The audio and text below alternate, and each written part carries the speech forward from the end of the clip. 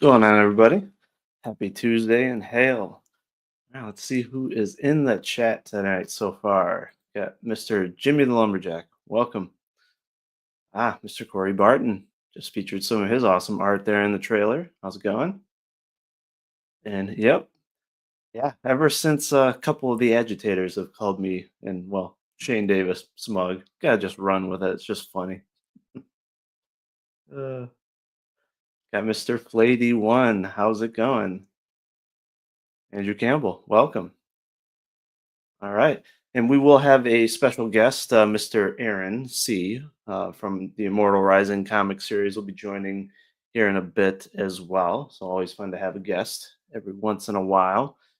But yeah, a couple different topics I want to cover this week. Obviously, Fantastic Four trailer came out today, so we'll watch that and do a little EFAP. I have purposely not watched it yet, just so I can actually have an initial reaction on stream, I guess. But there's obviously been a lot of mixed feelings about it so far. One of the other things I wanted to talk about too were the what I consider anti-drama baiters. Right, we've talked about rage baiters, engagement baiters. There's also the engagement baiters that, let's say, they act like they hate drama. They'll literally make posts that say, "I hate drama," but then a couple days later, they're literally making a dramatic post, or they're framing the post in a way to basically say, "Hey, look at me. I don't do what those guys do." So yeah, I want to talk about that because that's a prevalent thing in the indie comic space, of course. And then one of the topics that Aaron wanted to cover too was there's some controversy around orcs and them being considered like a race versus a monster in the manual for D&D. I've only played D&D a little bit in the past, so but that's like his cup of tea. So we'll let him tackle that one. See, we also have Zombie Boy. How's it going? Oh, and yeah, appreciate that comment, Jimmy. Yeah, I'm super excited for folks to see this in comic format, and I'm very excited for it. The script is going very well. I think people are really gonna love it. So very excited. Wow, a lot of self painters. Yep, if only we had a word for that. Mm-hmm. Uh, and then first thing I want to do actually is we do have a campaign closing out tonight by Mr. Von Klaus. He did the trailer that I just featured there from my campaign. Great guy in the space. He does a lot of trailers for folks. He's well known for his Monster MD comic as well as Terror in the Trenches and Katara Witch Hunter. But his Monster MD, uh, the full dose campaign closes tonight. So let me pull up the campaign here and let's do a little bit of promotion right off the bat here.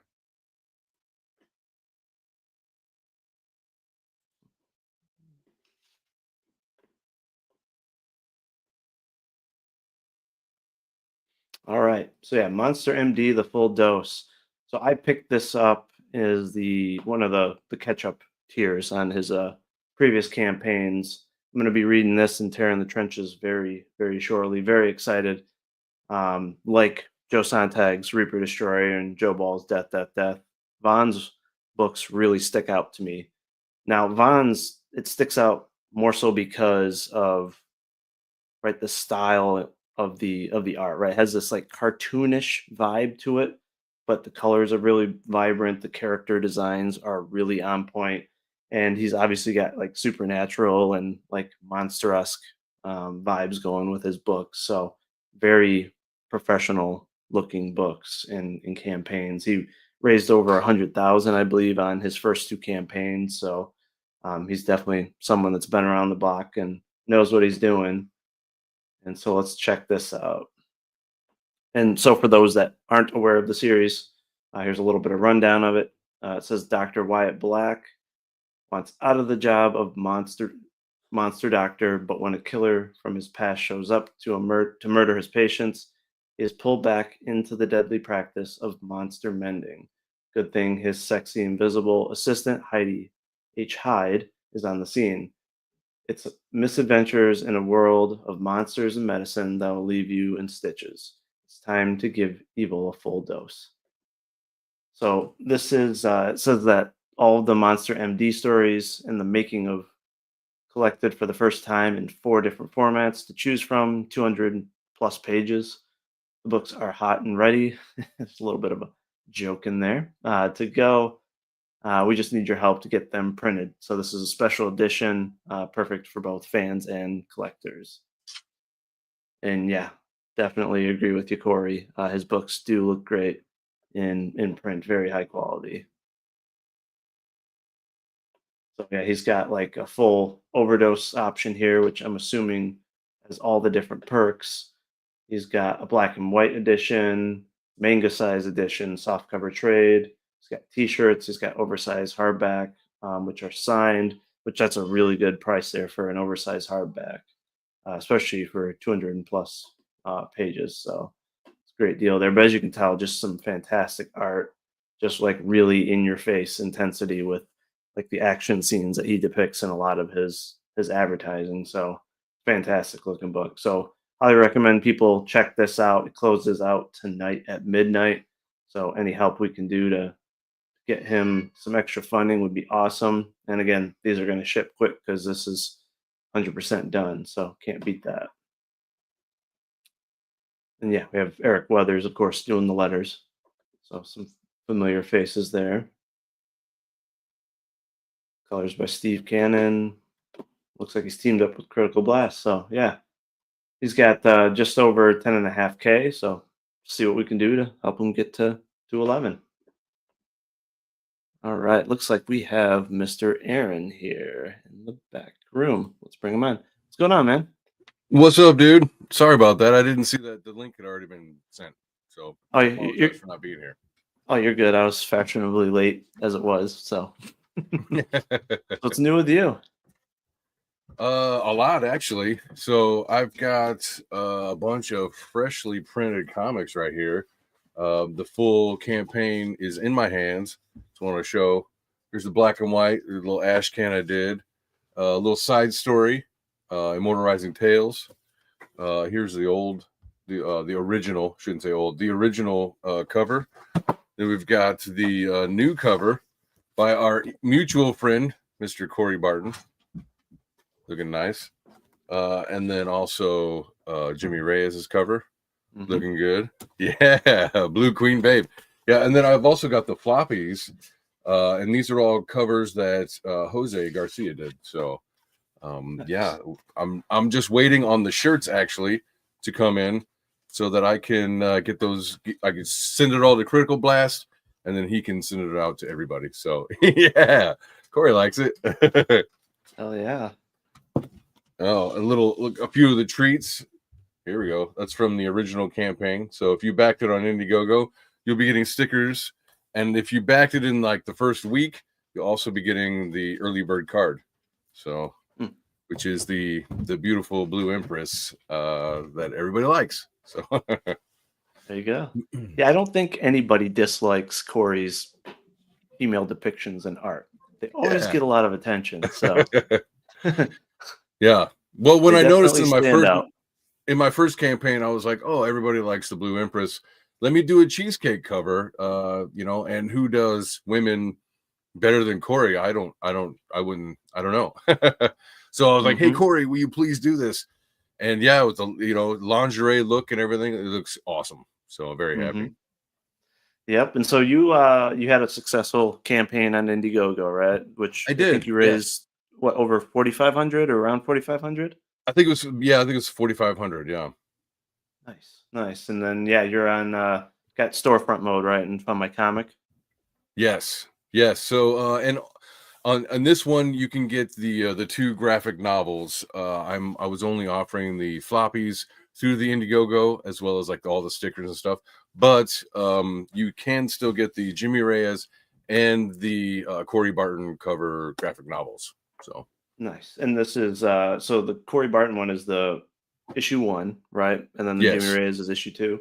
And yes, sir. Folks will remember the kind of mini review I did a couple weeks back of issue number 1, which was fantastic. And I you appreciate know, that. Jose does great work. I think he Yeah, definitely flies under the radar, kind of in the scene, and he's he a really quiet guy. does. Yeah. Um, but One of the this things is that people talk about the most, other than like, just the how his about his art anyways, about the it's kind of like it's like looking at animation, right? Like you're Mhm, reading an animated movie. And so, but one of the things on top of that is the colors. Everybody loves his colors. And this is actually I saw it in a DM group that I'm in, and they were talking about colorists and all this stuff. And I'm like, dude, Jose Garcia is underrated as a colorist. So mhm. Yeah, him and Corey for colors. I mean, yeah, they stick out, and they're two of the few guys, right, that do both line art and colors. yeah, And I'm sure just as well as me, like how convenient that is to have somebody knock out the line art and then they yeah. can go and do the colors right away, Yes. or you know what I mean? And that really, really helps. So Yeah, it that's was a godsend when I met Jose. So, mhm, and this was years, probably a couple years before I even launched my first campaign. We had, I'd asked him to do something, and then that turned into him doing everything for me. And yeah, just the fact that he could do pencils and colors and inks and just he'll do it all. It's like that is awesome. That is that's hard to find. So mhm. and done well, put it that way. Yeah, he's got like, anime manga style, but you obviously have it Mhm. in more of a Western style comic or format. Yeah. But Yes. and I'll be honest, I'm not a big fan of manga or anime. Mhm. But the way that you laid out the story, it was just a really nice blend, right, of his art style and Thank Western you. comics. I think so And too. people that love D&D, I think this is obviously going to be their cup of tea. But even if like Lord of the Rings and Mhm. fantasy, like this Yeah, like definitely Final gives a lot for Fantasy. people. Some of the big influences would be like Final Fantasy or, Mm, even Castlevania later on in the story, you'll see more mhm, vampire kind of and werewolf stuff. So, yeah, and then with his art style, it lends perfectly to everything because he can go real big and super detailed, and because the story you've got like if you play D&D, you got like a first level group, and then you've also got like the perspective of the gods, right? Like the 20th level group, and so he's able to transition between the two just flawlessly. mhm. So it's Yeah. great. I love trying to give him stuff to like challenge him with all of Mm, his crazy detail. So mhm. I knew that would get Corey going. I mean, yeah, he's a lover Dragon of Ball Berserk. Berserk. Yeah, And I think I don't know if he was there in a previous stream, but I was saying how like I'm glad that he was influenced by Berserk. Like you can really see it in his art, and I yeah, like the artwork that I've seen in regards to Berserk. But I know yes, some of the story and all this, like kind of not my cup of tea. So and it's huge, right? That's something that right, I might dive into eventually, but I'm yeah. not like ready for that time investment yet. But I I mean, the want to get the only manga, or sorry, yeah. manga. I want to get the manga and read that because I Hmm. think I've seen an animated movie, and it was Hmm. just it was years ago, and I was just kind of into it, and I don't know. I want to actually see the original art. Hmm. Yeah, and I never got into Dragon Ball Z. The only, I guess, anime I've ever liked is Pokemon. I was a OG Pokemon fan. I grew up on Sure. that. I mean, that's what got me into messing around with drawing as a kid. Was just trying to recreate those characters. But I mean, I don't know when we were growing up, there wasn't anything but really Dragon Ball Z, Pokemon, maybe some Sailor Moon on public TV, right? Like I never had Well, cable, there was so Toonami. So, oh, oh, okay. okay, you didn't have the cable. Yeah, yeah, yeah. Hmm. Well, see, when I was coming up, because I think I'm a little bit older than you. There was it was really hard to find anime. Like you really had to rent it from like Blockbuster. You get like Ninja Scroll, and you run away, Hmm. like hee hee hee. But and then Sci-Fi Channel, when it was you know young in the early '90s, it would do like anime Saturdays or whatever, and they would have anime marathons where I found things like Vampire Hunter D, or like 8 Man, I think it was 8 Man After or something like that. So all of these like, 80s and 90s anime, and I'm just like, I love it. Or Robotech. Robotech used to come on at 5 o'clock in the morning on Sci-Fi Channel where I'm at, and I would get up extra early before school and just watch old episodes of Robotech. Hmm. Yeah, Totally worth it. yeah, and that was the thing. Like for me, I didn't have cable till I was in college, so Yeah. Pokemon and I think Dragon Ball Z was on like public TV, but that was Okay. it. So never really got exposed to it. But I of course watched, the Batman cartoons and all of that stuff. Like the original animated? Yeah, yeah. So I was into animated shows tied to Yeah. comics primarily. So That um, was on every day. hmm and we're talking VHS time. So Yeah. Pokemon was. I remember it was on at like 7 in the morning or something. So I would have to set the VCR to tape Yeah. it Oh, every morning so that when I got oh home at yeah. like 3:30, it was like, yeah, Watch the time episode. for Pokemon. It was the same thing with Gargoyles too, right? Just Hmm. try to figure out when it's going to be on and record it so that you could actually watch it. Yeah. But yeah, now Yeah, we're I love the obviously spoiled. influence. I love the influence that had on the story, on your story. It's pretty cool. Mm, I like it a lot. Well, like when you were on my show like a year ago or whatever it was, we talked about we I had the trivia thing going on and we did like a whole gargoyle trivia thing. That was fun. mhm. Who Not drinks my tea? cup of tea. Who drinks tea? I rarely drink Yes. tea, and I am drinking coffee, but There we I'm go. sure I will eventually read Berserk. I mean, right now you know, Berserk wouldn't probably inspire my writing too much or my books, but Yeah. right now I'm just, I'm going through all Frank Miller stuff again and Marv Wolfman and Nice. Alan Moore. Just, Whoa. instead of just enjoying it like the first go around or second go around, just really studying it, right? And I'm doing the same thing with movies that I've been inspired from, for It's a my good idea. story, just to right analyze the scenes, analyze the dialogue, and see what Yeah. inspires my own dialogue in the script, or you know Yeah. some of the angles and all of that in the scenes. So yeah, but I'm sure eventually Well, I'll check it out for you, Corey. you're you're a big Snyder head, and it's been a few years since I saw pretty much any of the Snyder movies.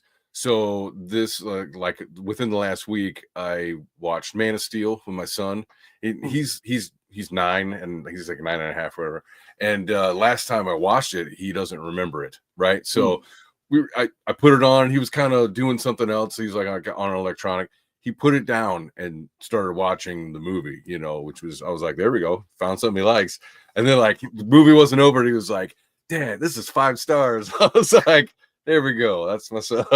I really like Man of Steel. So and then now we don't always watch movies all the way through because some shit kind of shit comes up, whatever.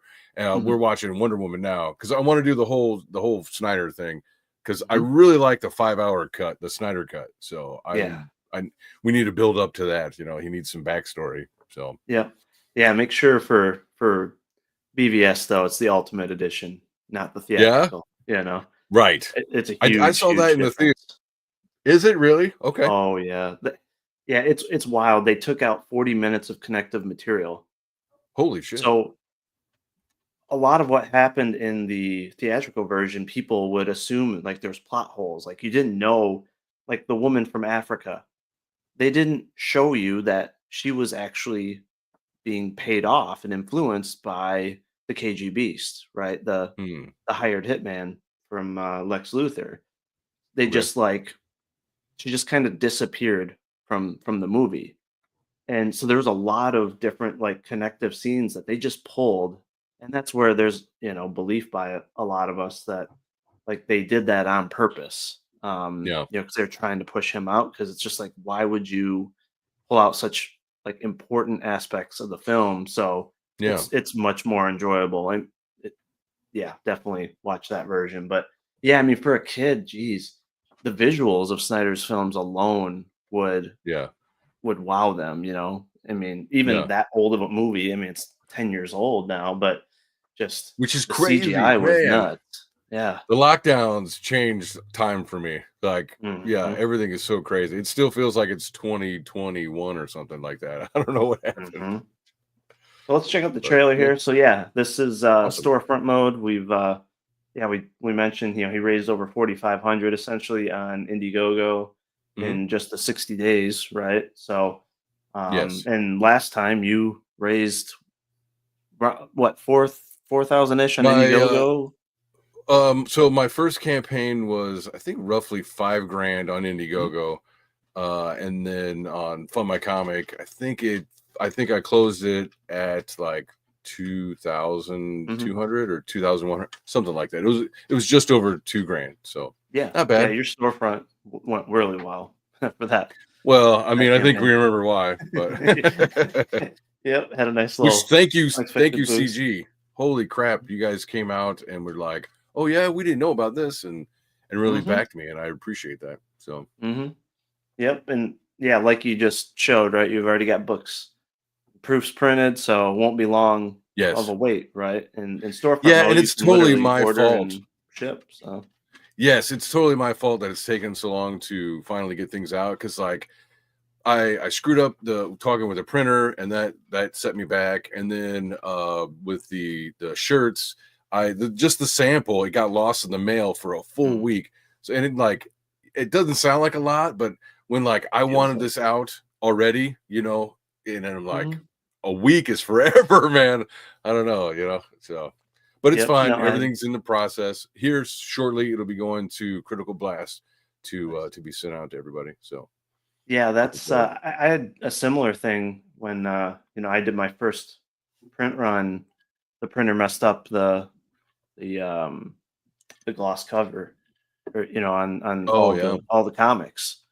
Yeah. So I went with a glossy lamination and had streaks and all that. So, again, had Mm. to submit my claim, get refund, and then have them reprint it.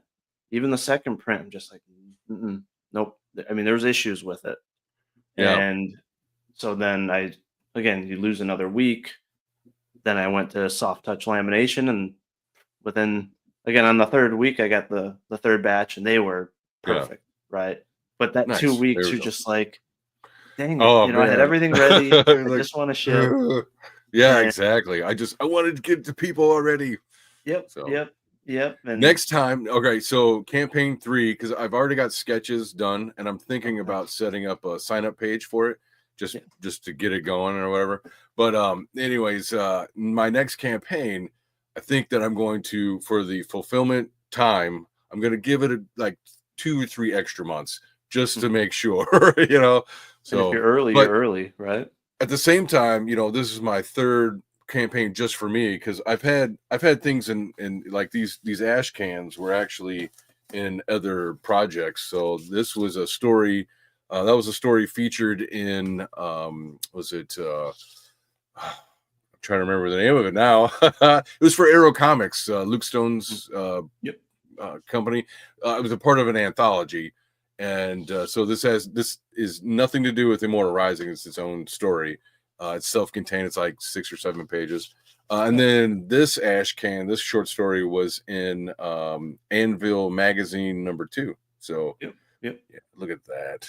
I love it, Nice. dude. So, anyways, I was like, I got to print those out and give it to everybody. Oh yeah. Well, let's check out this trailer, folks who haven't seen it. I'll find you, Locutus, my creator, from your chaotic Uh-oh. Ah. bones I shall make my order. Booms.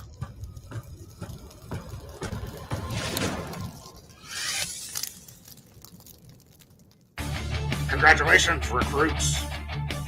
I'm so excited! I don't want to babysit 2 spoiled princes. I need to make a good impression for the soldiers. This is a silly waste of time. What? Is that my long-lost magic ruby? Empress, find my ruby. Your will is my command, my master. We're invading Terra to find Balmain's ruby. Go forth, save the innocent, and punish the wicked. Yes, Father. I have an easy life. But is that all there is? The ruby could win this war once and for all. Let's kick the nest and see what falls out. Loki just calls to his creations for help. Where are we? What are those things? We have to get out of here.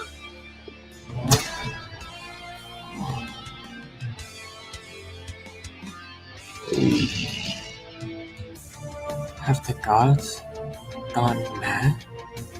The Bomanites have invaded Terra. Has the last shard of Loki's heart been found?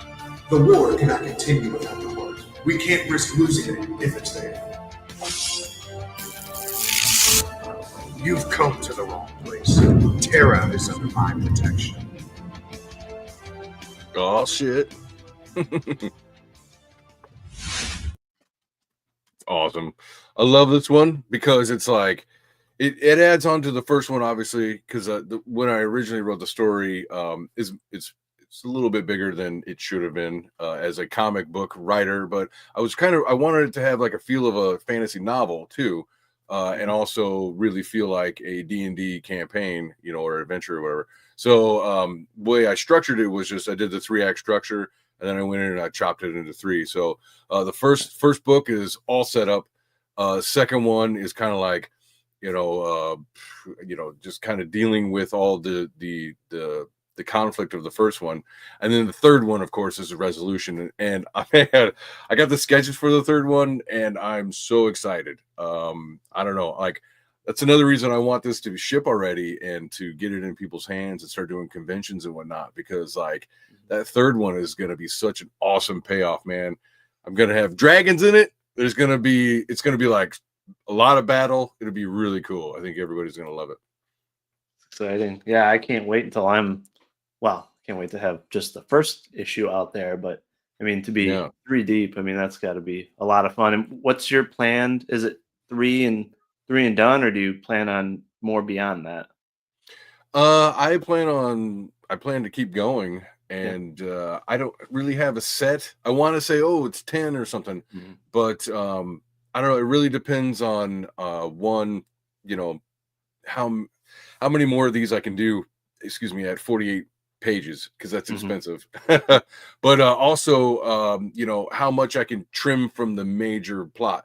So, I need to get straight to the point while not leaving, characters on the table. It's like we need to express all of these characters in their own and really tell the stories of them individually. So I don't know. I could probably tell it. I want to, my original plot outline was like 20 books, but it's most likely to be trimmed back and everything. Plus I have like, for instance, I have like side stories and stuff like this one that that I want to put out that will also help fill in, setting and storyline and stuff like that. I'm also making a source book for the setting, because some of my backers are also tabletop guys, and I want to offer them something as well. So I'm going to do like a whole source book where it'll also offer stat blocks on some of the character classes and some of the races and stuff like that. So Nice. Like, this is a long-term project, even if it's a hobby or whatever. So yeah, I think we're the same in that sense, where it's like, you're all your Immortal Rising series and universe, where it's same thing for me. It's like I can't even really think about writing a different comic or novel, right? That's outside of that universe, because you're just so into the characters, and there's just so much that you could create out of both, right? So it's just like, I just hyper focus on one thing. Yeah, sure. Yeah, and that makes sense. Well, I've I guess I've lived with these characters for a long time, and so it's loosely based on my tabletop game and world and all that stuff. And so all of these characters, I already know everything that happens, like from beginning to end. I know where they are now. Like in game, it's 175 years or something after the events of the comic. So I already have an idea of a good stopping point. places to go after, you know, if this continues to go on and stuff like that. So I don't know. I'm really excited because it makes it easier for me to write the characters because I've seen what they become, right? Like I already know the resolution to all of their arcs, and I can go back and I can cherry pick the best parts and tell that arc, you know, how it turned out. So Yeah. pretty fun. Cool. So yeah, let's maybe jump into the main topic that I want to cover, which is politics in comics, or just politics in the creative space, right? Okay. You know, obviously with the mainstream, we know creators and companies have injected politics and agendas into books. And I think that's led Yeah. to obviously the decline in sales. We're seeing it in comics, we're seeing it in novels, we're definitely seeing it in films. And you have people that believe, right, you might as well keep politics out of it. You know, that's something like Christopher Nolan has even said recently, which that's kind of my stance. Now, I think you can, I don't want to say push politics, but you can insert your beliefs and politics into a story Yeah. without making it obvious and ramming it down people's throats. Sure. And the reason why I'm that way is, right, you want people from every ideology, religion, whatever, to read your story, right? Yeah. I don't know anyone that's like, I don't want someone that's liberal or conservative to read my book. That's nonsense. No. However, there are creators that are essentially kneecapping themselves because they market it as if it's only for one group of people or one political Yeah. ideology, right? Yeah. For example, Daily Wire, right? When they put out a movie and it's pushed as, you know, it's by conservatives for conservatives or whatever, well, you've pretty much shrunk the audience considerably Yeah. versus just saying, hey, we're making a movie, we're all about quality and focusing on that, or maybe just making a film label that's not under Daily Wire, right? Well, I Because mean, the but name I think naturally is going to hurt them. I think Daily Wire is kind of a bad example only because it's a brand and they're only Right. selling merch to their already brand consumers, you know. It's just E- merch for them anyways. Exactly, and that's kind of what I was leaning into there was It does kneecap them though. if Daily Wire would have said created like their own film label, but not had Yeah. it be under the brand Daily Wire, Yeah. right? And then have real people that are passionate about films, right? That could actually bring experts in, then you could just market it as like a new film label and it could get a fair shake across the board. But they want to tie the brand to it, just like they want to tie their brand to anti-woke chocolates or anti-woke bed sheets or Razors whatever and chocolates. Yeah, bullshit that they do. But yeah. um, Boring. so you know, there's I don't know. You see people in the indie space that want to market their stuff as anti-woke, which again, wouldn't you That's want fine. woke people to read your book so that maybe you could change their mind, right? If you have an opposing Mhm. opinion, wouldn't you want to, even if it's subtly, insert your beliefs and morals into your story to where they may maybe second guess their own beliefs, right? That you disagree with. Yeah. Because I think you can do that, right? Whether it's religious beliefs or you know, and through realism, especially, right? You can cover politics or morality without making it like, hey, this is pushing conservatism or Yeah. pushing religion. But I do think that you know I've seen quite a few cases where people are not getting the reach that they want to get because they're marketing the book around politics versus hey, you know, do your streams, you can say whatever you want and have it be political, but once you attach those labels to the books or the films, I think that's where it damages a lot of these projects. Yeah. Well, I mean, use some of the bigger movies, you know, in geekdom, it's like Star Wars. You got space fascists, right? But they don't hammer you over the head with, you know, at least not in the originals, that, you know, with space fascism is bad or whatever. it is, the empire is just a thing that they have to deal with, and they don't really go into the full politics of what that means. And I'm trying to think of some other ones, like what it's been a while since I've seen it, so maybe I'm misquoting, but like Dark Knight Rises was kind of a conversation about the opposite of between anarchy and statism, right? Where they lock everything down, and they rely on people's individual morality to tear each other apart in blocked off Gotham or whatever it was.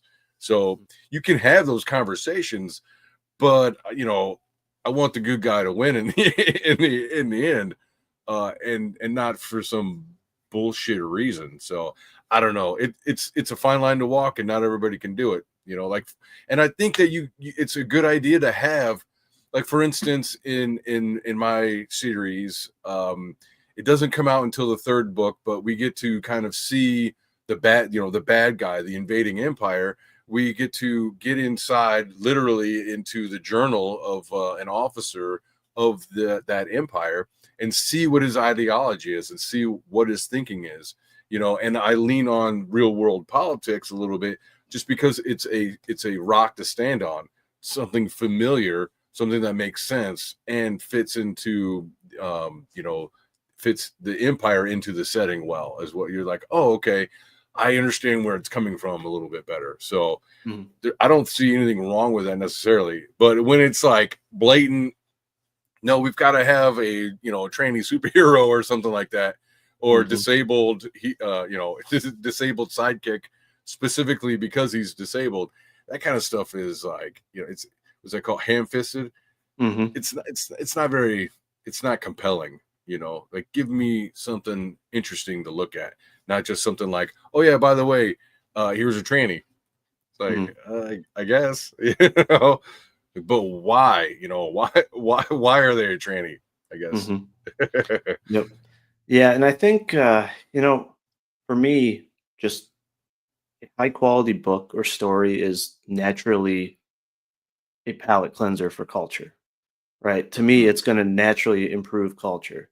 And yeah, I would really like to see conservatives, and I'm obviously going to rag on some conservatives, because conservatives are not doing a good job in getting independent creations out in front of people, especially big name, right, conservatives, as we know, right? People in Daily Wire, all those really well-known podcasters and all of that, they know that there's indies out there that are doing what they claim that they want to see, but they're not going to spend the time highlighting them because they want their brand on it, right? They're only focused on making money and putting their brand on it. But I think if conservatives just focused more on traditional storytelling, that alone would change the landscape of any creative medium, right? Just, you want a strong male lead that's heroic, that goes against just immorality. That in itself is conservatism, right? Those traditional stories were primarily built off of conservative beliefs. Yeah. Right, because now you'll see the opposite of that, of, oh, well, you can't have, too strong of a male lead, then it's toxic masculinity, and now we have to force, strong female leads. I really think that's why I think that might be why Anthony Mackie was chosen to be Captain America, is because he is not very masculine, and and then well, let's fill it in that he's also black, so that's great because fuck white people or whatever it is. It's like, yeah, but first of all, he doesn't have the charisma to carry the role. And he's not convincing as Captain America. And then his his online talk, even if it's out of context, looks horrible. It looks terrible when he's like, oh, Captain America shouldn't be about America or whatever it is. It's like, well, first, in my opinion, Captain America itself, from especially what I saw in the MCU, is he, to kind of blend in the D&D talk, he is a paladin of liberty. Regardless of the government, he is a paladin of liberty. He's like, no, I'm not going to go by your orders, civil war. So I don't know. don't think that Mackie can do that kind of stuff because, like you were saying, it's like, well, they got to be effeminate, and well, let's make him also black with a chip on his shoulder. It's like, oh, great, terrific. Mm-hmm. Do you have Luke Cage? I don't remember Luke Cage. Did he have a chip on his shoulder? I don't know. Neither did Black Panther. Shit. Mm-hmm. Mm-hmm. Yeah. It's but I mean, that's why these films are not making much money, right? The ones where Yeah. it's clear, whether and there's a difference between having actors or people involved with the film that have certain ideologies, as long as they're leaving it right, leaving it at the door essentially, and not influencing the actual film with it. There's no issue. I mean, a good example would be the Snyderverse, right? They don't push anything political in that, even though some people believe like he's actually pushing like conservative talking points, which is really funny because Snyder is not a conservative, right? But In what way? What examples do um, they provide? just because of how like the government got involved in Batman versus Superman, and then you have the people kind of idolizing him as a Christ-like figure, right? Stuff like that, and then Okay. having people hating immigrants, which that was like actually that wouldn't be um Well, in Man pushing of Steel, he conservative. does play up the Christ archetype for sure. I Mhm. mean, that's Oh really yeah. blatant. But Oh like, yeah. Yeah. I mean, I don't really necessarily find that as conservative necessarily. It's religious, so Right. I don't Right. know. And that's natural for Superman, right? I mean, they did the same thing in Smallville. I mean, on the first episode, they had him literally tied up to a cross-shaped, Is that right? yeah, I yeah, haven't seen out in the Smallville. oh, it's great, especially for its Right? time. So I'm like, oh, it's with the new Superman trailer that came out like a month ago, or whatever it was. I'm like, let's get into some Superman, So, hey, what's up, Katie? So I'm looking around. Let's check out Smallville. It's like 8 seasons or 10 seasons, And and they're all like 23 episodes long. I'm like, never mind. I can't it's do worth it. it. I Yeah. mean, Okay. for me, it's like the old Star Trek series. It doesn't matter how old they get or how much Yeah. CGI and all that changes. The No, I don't mind. storytelling was so good, the casting was so good, and for that Yeah. time, the graphics were really great. But Yeah. no, they did a nice blend of. I mean, it's obviously all about Clark Kent growing up and him becoming Superman, but they had a Yeah. lot of lightheartedness, but also dark scenes and aspects to it. So it was nicely blended. It wasn't like over the top goofy, like, the Dean Cain Superman, right? Lois and Clark. That was Yeah. just kind of like, it's Man, when that fun, came but it out was though, it goofy. was like there was no superhero stuff. Like Hmm. when you got a piece of superhero, you're like, oh my gosh, and you Hmm. watched it, or the original Flash and from the early 90s and stuff.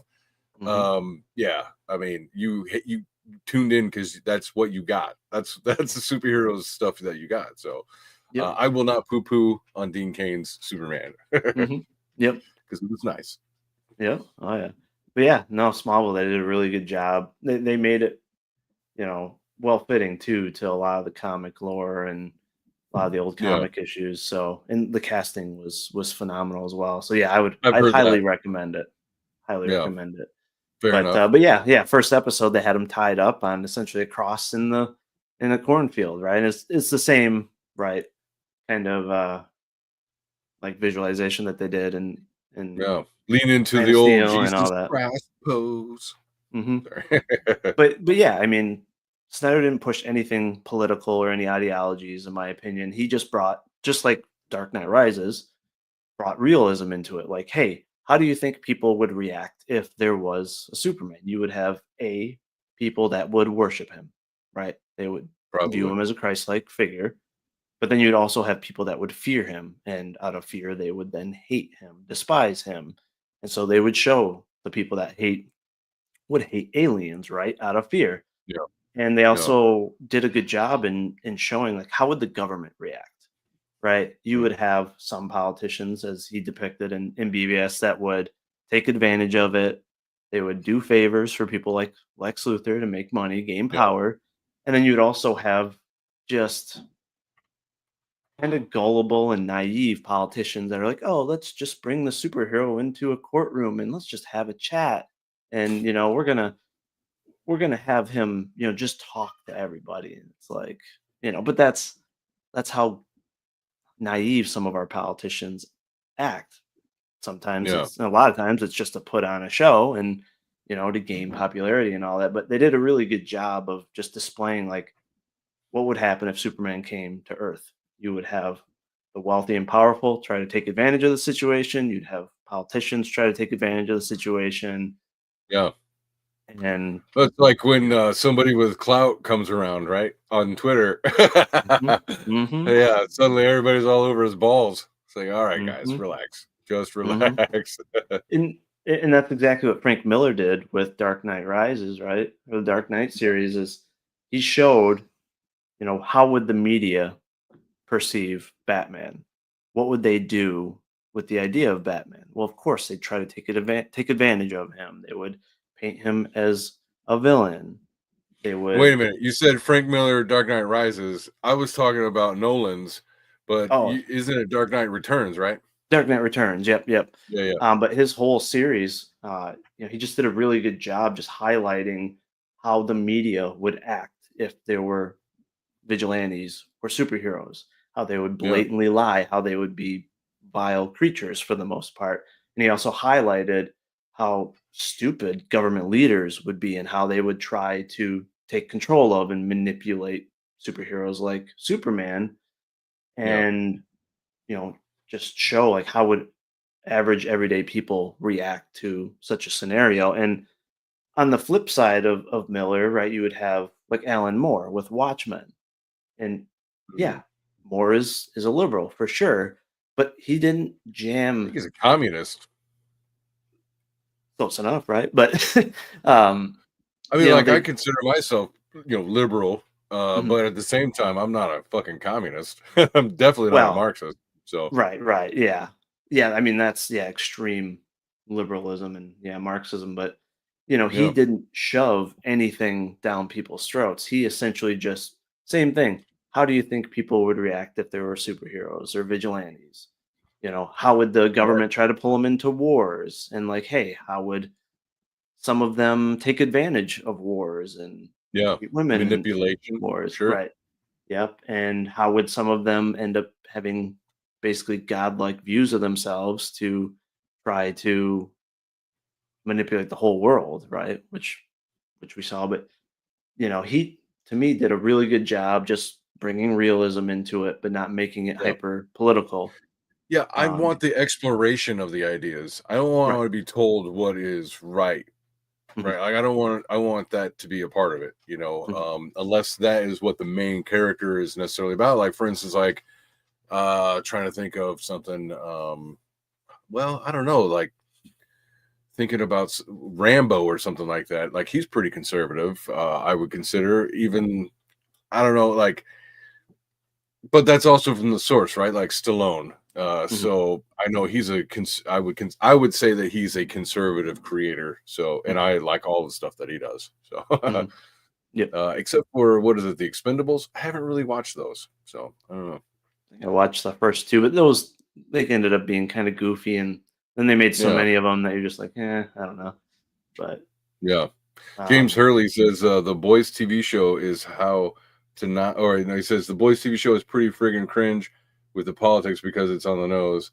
And then and then he says is how not to have hyper political messaging, and exactly mm, that's a great point, James, because I we turned it off like at first. Me and my girlfriend were like, oh, this is kind of funny because they at the first season they were picking at all sides or whatever, and it's like, oh, that's great, they're at least picking at all sides. And then it was obvious they just narrowed in on one ideology, and I'm like, I think we were well that, and it got real gross for just gross sake, and we mhm, were out. I think that was like the third season, the third or beginning of the fourth, I don't know. The third season turned me off though. mhm. It's like, all right. Yep. Yeah, yeah. There's bringing realism into it to make it relatable, but then there's bringing realism into it to almost make a joke out of it, right? Like the boys have No. done with like trying to mock Trump and things like that, where it's just like, that takes the escapism out of it when you're Yeah, literally like that's a good point. inserting on the nose jokes or whatever that they're there to purposely annoy people, not to, like you were talking about, like explore, right, the different political aisles or whatever, the things going on in the world. It's more of Yeah, just mocking reality in a sense. So, yeah. but Sorry. So James says again, Eric Kripke lost his mind with boys. I'm shocked he is the same showrunner that did Supernatural seasons 1 through 5. I was not aware of that. That is a slap in the face. That is crazy. But at the same time, man, I had a friend of 20 years who stopped being my friend because Trump got elected the first time. So shit got wild. crazy. The past 8 years, shit got real crazy. So yeah, Mhm. I'm with you though. That is weird. 1 through 5. Not saying that he would necessarily be, conservative or something, Mhm. because it's a very religious tale. The first 5 seasons of Supernatural, but Mhm. you don't have to be conservative to be Christian either, though. Mhm. Yeah, no, Supernatural was phenomenal. I really enjoyed that series, but that was 15, 16, maybe even 20 years ago that started, just like Smallville. So there was more fencing around the creators, right? They weren't able to just free roam and push ideologies on public TV shows or even film, Yeah. right? Things were a lot more level-headed up until the Eh, last 5 years, to where now I think creators like Kripke and others, like, they know, like, hey, the studio's gonna let me do this, or they're gonna agree with it. So hey, I'm gonna go all out maybe. and go over the Maybe top, you're right. which is I will say this unfortunate. though, go back and watch movies from the 90s, and I don't know. I would say that PC culture started in late 80s, 90s, and you'll definitely see it in some of those movies, man. Mhm. I watched was it Singles? I don't know if you remember that movie. Super, that was the one of the grunge movies, right? Grunge music kind of movies. It's in Seattle. It's got, bands like oh shit, Pearl Jam was, I think they were in it as, as NPCs or whatever.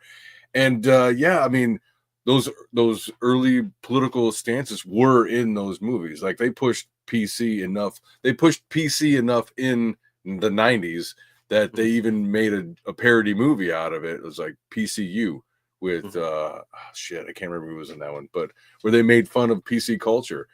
Yeah, that was a real thing back then. But like none of us really, I don't, at least me, maybe it's because I was young and I didn't know what it was that I was looking at. But looking back on it now, oh yeah, I would say that was it Captain Marvel movie got the whole PC part of her being in the 90s pretty well actually. Mhm. So I'm not saying I'm a fan of the movie, so don't everybody dislike me or whatever. But some of that stuff was actually right on. Mhm. Hey, what's going on? That song is a feminist anthem if you actually Mhm. listen to the words. So Mhm. Mhm. Yep. Yeah, I don't know. I think I mean, especially with films, you can just tell the direction a lot of them are going. There's still a decent amount of good films that are essentially apolitical, and like I said, yeah, Nolan even came out recently and said, like, yeah, I don't want my movies to be political or push a political ideology, yeah, and we need more directors to be like that. And I think, yeah, in the last 20, 30 years, there were less that were trying to push it or blatantly push it. Like maybe there were some subtle things, and yeah. they even did that in Star Trek, right? They subtly would have episodes about different topics, but it wasn't Oh, dude, so, like, so blatant that it was like you couldn't even stomach it was watching it. subtle. It was Yeah, subtle. You're just it's like, like hey, it was maybe a small aspect of the episode. You're still exploring all the other characters and their arcs, to where it's like, we're gonna go back to this part of the story, kind of annoying, but oh, all right, now we're jumping back to part of the story arc with Data. It was yes. enough that it was palatable to where it wouldn't push you over the edge to where it's like, I don't even want to bother with this anymore. Where today, I mean, like a great example, Oh, right, they was slap you in the face with it like a right, fucking fish. Yeah, and that started about, I wanna say about 15 years ago, because like That's fair. Smallville did a really good job of not pushing any of that. They Yeah. really, really respected the source material and just telling a story about Clark Kent. But Flash and Arrow, like they started out the first 2, 3 seasons, fantastic, I just like agree. Smallville, and then it like kind of hit like a small wall. It tripped over a cinder block essentially, to where it's like, oh, half the episodes were annoying. And you're like, yeah, well, I'll stomach through the season, and then you get to the next season, and it's just like, okay, I don't even know if I can keep watching it, because it was clear what they were doing, right? It became less Yeah. and less about Arrow and about the superheroes, and more about like social issues, and Right. it lost all of its edge. And You know, it's so funny because that's about as far as I watched those shows was the yeah, first 2 seasons, and then I don't know, like I just kind of wander off some shows, and those were the shows where it's like my friend, I got a close friend who's like he liked a lot of the WB stuff, and you know he watched a whole bunch of it, and, and like he was telling me he's like, yeah, you're not really missing much, but it was like, why are you watching it then? It's like hmm I'm this far into it. I can't. Like, okay, that's fair. and it's crazy. I mean, they had the blueprint with what Smallville did, Yeah, and I mean, they were duplicating it for the first couple seasons, and it's yeah, like why would you throw away what's working, right? When you have a right. 10 season show, just follow the same blueprint, stay within, I mean, you have so many issues of comics Yeah. for those characters. Like, why would you take that route and just Yeah, throw you away think it money? would be just like taking it from the comic format and then adapting it to like a screenplay or something like that, which isn't terribly different. But I don't know. You just hey, oops, let me just drop this. I will say this. There's a show called The Expanse. I don't know if you've ever heard of that.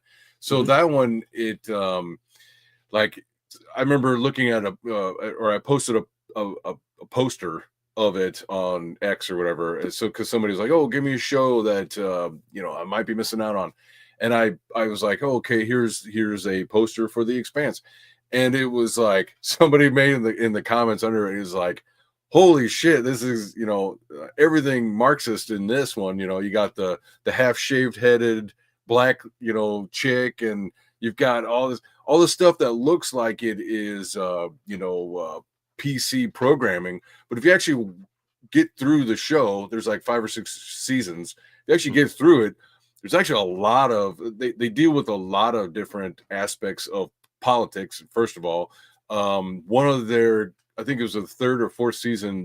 The main bad guy is basically a Che Guevara kind of type, and he's the bad guy, not the good guy. Mm-hmm. So like it actually explores quite a bit of politics from different aspects and also the different factions. Like people from Mars are much more, conservative and militaristic kind of thing. You got the guys that live on the asteroids, like they're the outcast. So you have all these different types. And in my opinion, it's one of the shows that handles it really well. And in the end, it feels like the right guy won, I liked it a lot, and it was pretty political. Mm-hmm. Well, and that's another problem too, and it's probably a result of all the films and creative works that have went down the political path and been shoving things down people's throats. But now, when Yeah, people see things like the side of a woman's hair head shaved, or a strong female lead, they immediately assume it's political, it's bad, it's garbage, right? You get the knee jerk yeah, reactions from the rage baiters, and then all the gullible plebs that listen to them are just like, yep, yep, let's yeah, regurgitate and spit out what they're saying, and then. yeah. It's woke. But the Star thing Wars is is, dead. shows like that, movies like Furiosa, I be haven't seen it yet. really damn good, and Yeah, you can actually have a movie, a show, or a book with a strong female lead that is good. It's all about how that character is written. It's all about how that story is crafted. And I mean, go back to all the way back to Ayn Rand with Atlas Shrugged, right? You had a very strong Oh yeah, female lead in that book, yeah. but you don't see anybody Self-insert. complaining about that, right? Yeah, yeah, Because they made the character logical and it wasn't pushing. I mean, that was pushing individualism, but it wasn't really pushing yeah. It was like the magnum opus politics. for objectivism. Yeah, and it was like, yeah, it was because of, her coming from Soviet Union, obviously you could tell it was like anti-communism, but it wasn't so on the nose. It was just like, hey, we're pushing individualism and this is how I view, how capitalism should be, right? Not crony Yeah, capitalism, not, people taking advantage of others and all of that, but just straight individualism. And so that was a very good example of a book with a strong female lead, essentially, where it was yeah. done right. And I think even though people give it shit, but Sucker Punch was the same thing to me. Like No, stop it. that one Quit it. didn't, that one You didn't. stole my talking point. That's not fair. Because so many people hate on it.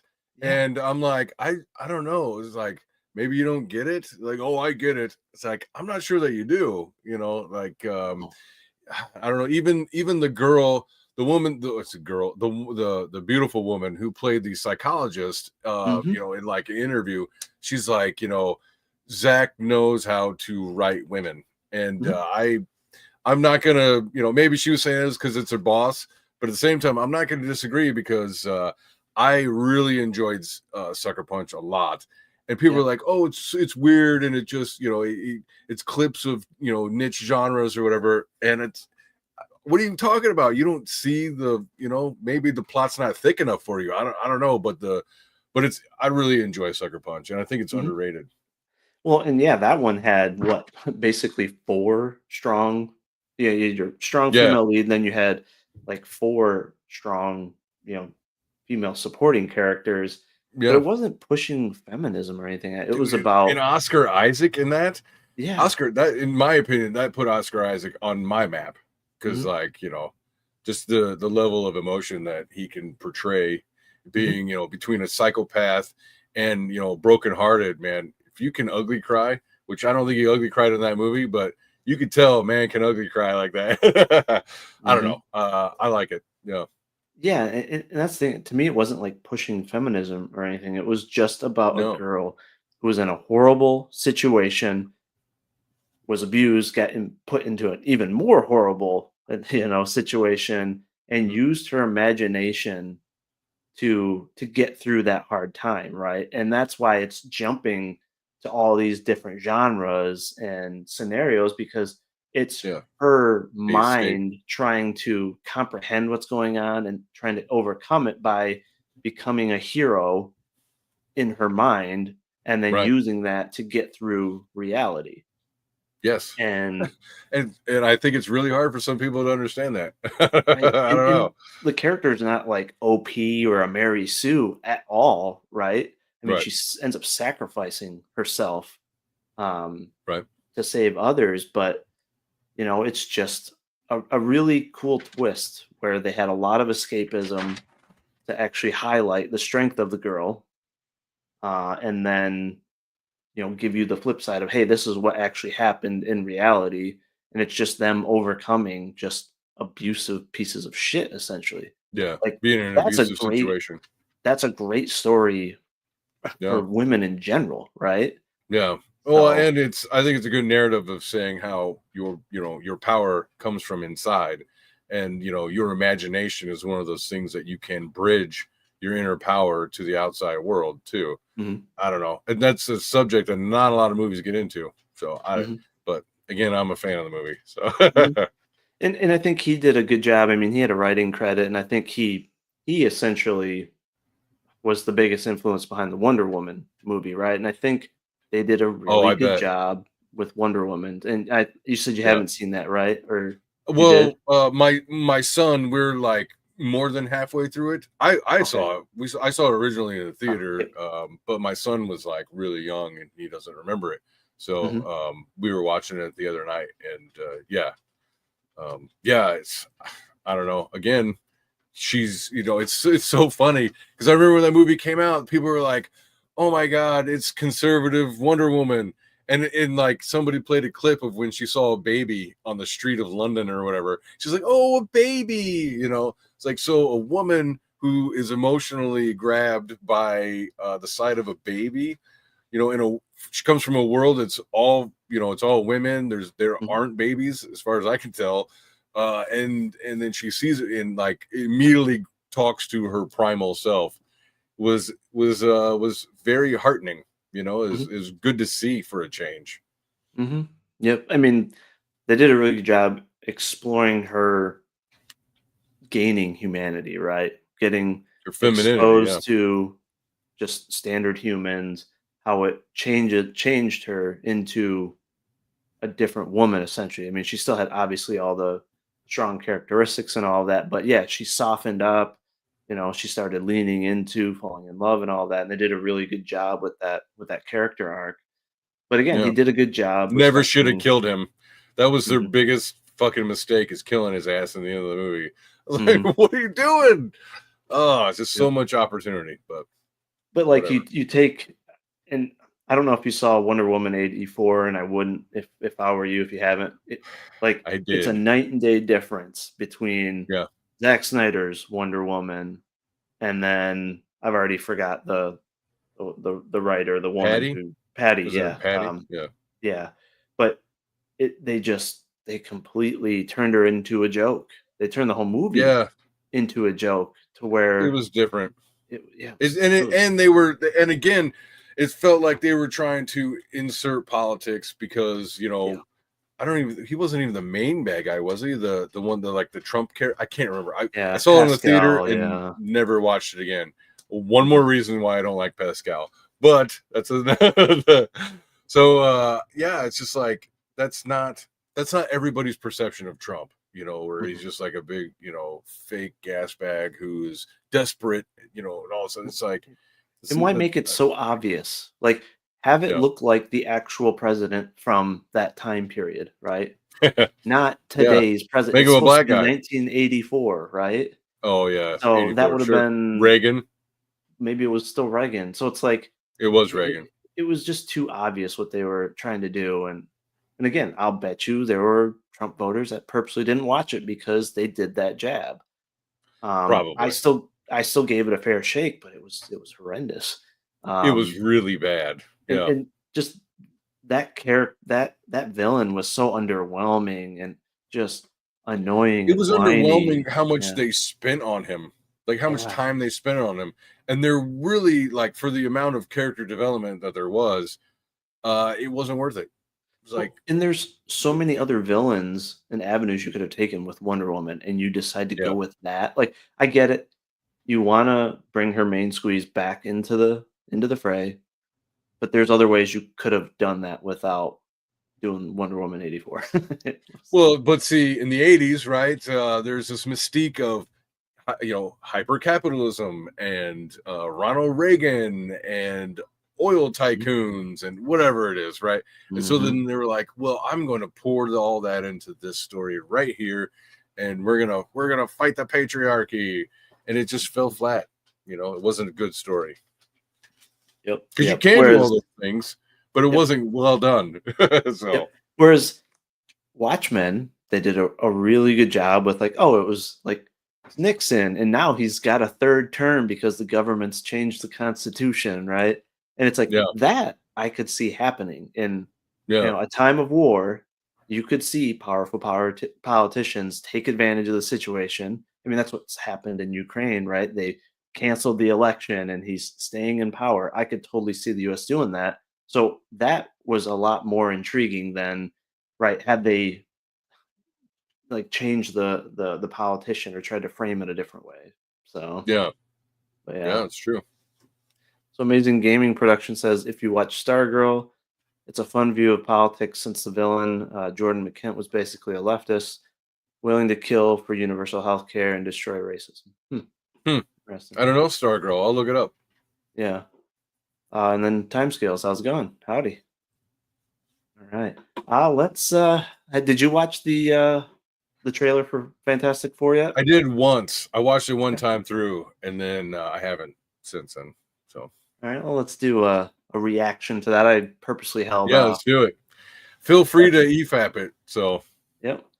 we can talk about it as we go. I don't, whatever you want to do, or just watch it all the way. Yeah, we'll EFAP it through because I don't know how some of these trailers and all that can get kind of wonky when it comes to playing them. Don't want to get struck or anything, but Oh yeah. Good but yeah, point. there's been a big split on. I mean, like any trailer, right? I mean, it's just like the Superman trailer. You had like half the internet, and I agreed with the half that was like, yeah, this looks horrible and all that. Yeah. But yeah, this one, there's a lot of people that love it, and then there's people that absolutely hate it. So let's check this out. I don't remember enough of it to know I love or hate it. So yeah, let's do it. Nice. All right. Let me make sure I get the volume good here. No, it's too loud. Oh my god, look at that history watch. No, just kidding. Welcome to the Baxter Building. We make a point to do family dinner every week. Sunday at 7 on the dot, no matter what. We're all here. I do have to agree with a lot of people that were like, why did they cast Pedro Pascal? I don't like Pedro. So, and it's funny because I posted that on Twitter today, and I've got like, I don't know, 80 likes. Like nobody likes anything that I ever post on Twitter, but I've gotten 80 likes on Twitter just from saying that he's the first reason that I'm not looking forward to this movie. So yeah, I'm not alone on that one. He's so overcasted, and I don't know. Overcasted. I agree. Like I just don't. I don't find him compelling enough to see him in that much shit. Right? Like, yeah, he was good in Mandalorian, but he was just a voice. That's and the Mandalorian should have been the Boba Fett show, anyways. But whatever. That's another rant. Yeah, I mean, John Krasinski, right? The guy from The Office. Yeah, he actually was a great fit for Reed Richards, in my opinion, right? Because that's who he played in. I don't know. It was the one. I didn't watch the full movie, but the Scarlet Witch movie or one of the Doctor Strange. Oh yeah, Monster, or is it? Goddamn, whatever I meant. Yeah, this Doctor Strange movie, right? Yeah, I've since Endgame, I've lost interest in Marvel movies, but like he really fit the part. They killed him off. I didn't but think it's it like, was terrible. Yeah, like why not just bring him back? Like you didn't need the continuity. This is going in the past, anyways. But yeah, right. Yeah. Herbie, how's that sauce coming? Yeah, I'll be the judge of that. Ooh, look at him. That's a weird voice. Okay. Looks good, but the voice is weird. Okay, is this guy good or what? I want to add a couple cloves of garlic. Not because it's not delicious. I just want to add a little bit of zip. Okay? Yeah, his voice is supposed to be gravelly, right? What's that? His voice is supposed to be kind of gravelly, right? That's the idea. Is he's rocks. Yeah. He should definitely have like more of a gravelly, like New Jersey or New York accent or something. I mean, he looks good. It looks like the Alex Ross depiction. I mean, I'd make him a little bit darker and make the eyes a little bit more like poppy, but the voice is just like, yeah, it'd be like the Hulk with a very like high pitched voice. You're like, huh? Oh, you mean like in game where he was like Smart Hulk or whatever? Like, what? That's not Hulk. What? I do like the retro vibe, though. I mean, it does look very. I like it too. Very cool. It feels it feels it feels Fantastic Four because we've seen so many classic covers from Fantastic Four throughout the '60s and shit. So, yeah, I do. I like it too. First and it's not dark. Yeah, you couldn't turn invisible. Ben wasn't a rock. The best pilot in the world, right here. Yeah. Best looking, he means. And Johnny never caught fire. Ben has always been a rock. Johnny is Johnny. Hi. And I am right here. Not a big fan of her casting. I don't know. Maybe it's just the look. I feel like they could have gotten a little bit more of a wow factor for that casting. I agree. Good job in the acting. I think the best I think the best Invisible Woman casting was it 94 or whatever. That the early 90s is the best one, the Invisible Woman. She just one, I think she's too old. Mhm. So I don't know, just something is off with her, and I think it's her age. Mm. I think it would be better if it was like, he's middle aged, he's got the white, the white marks and everything, and then he's Mhm. got the young girlfriend. Mhm. Mhm. Great idea. Mhm.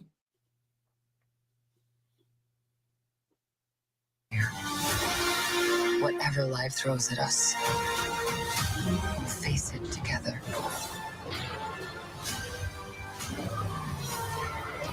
Cool looking.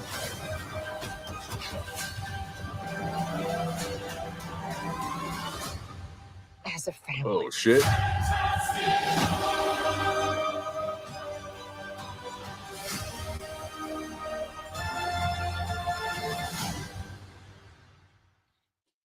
Hmm. Doesn't look bad. I think it looks No. better than Superman. Hmm. Yeah, I would agree with that. It looks yes, it looks more like a fun popcorn movie that I can go to. Hmm.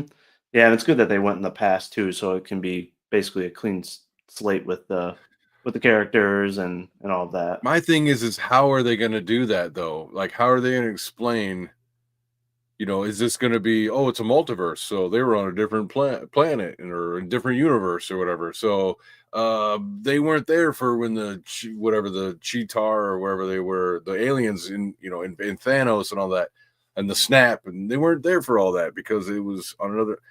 I don't know how else are you going to do it? Same thing with the X-Men. How are you going to explain the X-Men?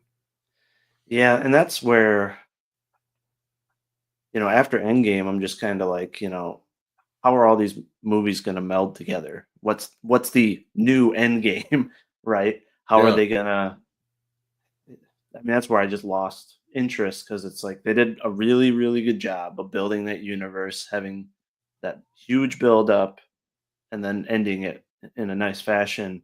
But now Yeah. it seems all over the place. The timelines are kind of all over the place to where it's just like Oh, dude, they don't know what they're doing. right and right. Ant-Man did horrible, and so many of the films didn't make money. To where it's like, are they even going to continue on with some of the characters? Right, if they're not making Mhm. money, because I mean, all the Marvel movies pre-Endgame, I mean, they were all making money for the most part.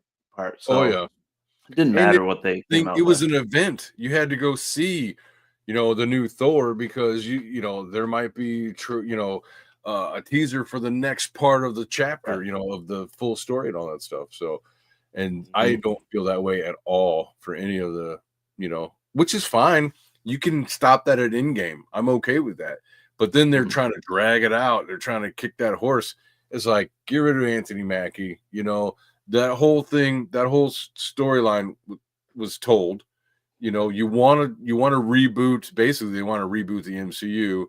They Mhm. could possibly do that with the Fantastic Four movie. So just let what was it? What was it? Be unburdened by the past. Right. Yeah, I agree. That was the one thing that, like, it was hard to tell how they were trying to keep it attached to the original build-up to Endgame, how everything played out. Like, I would rather have just a clean slate, right?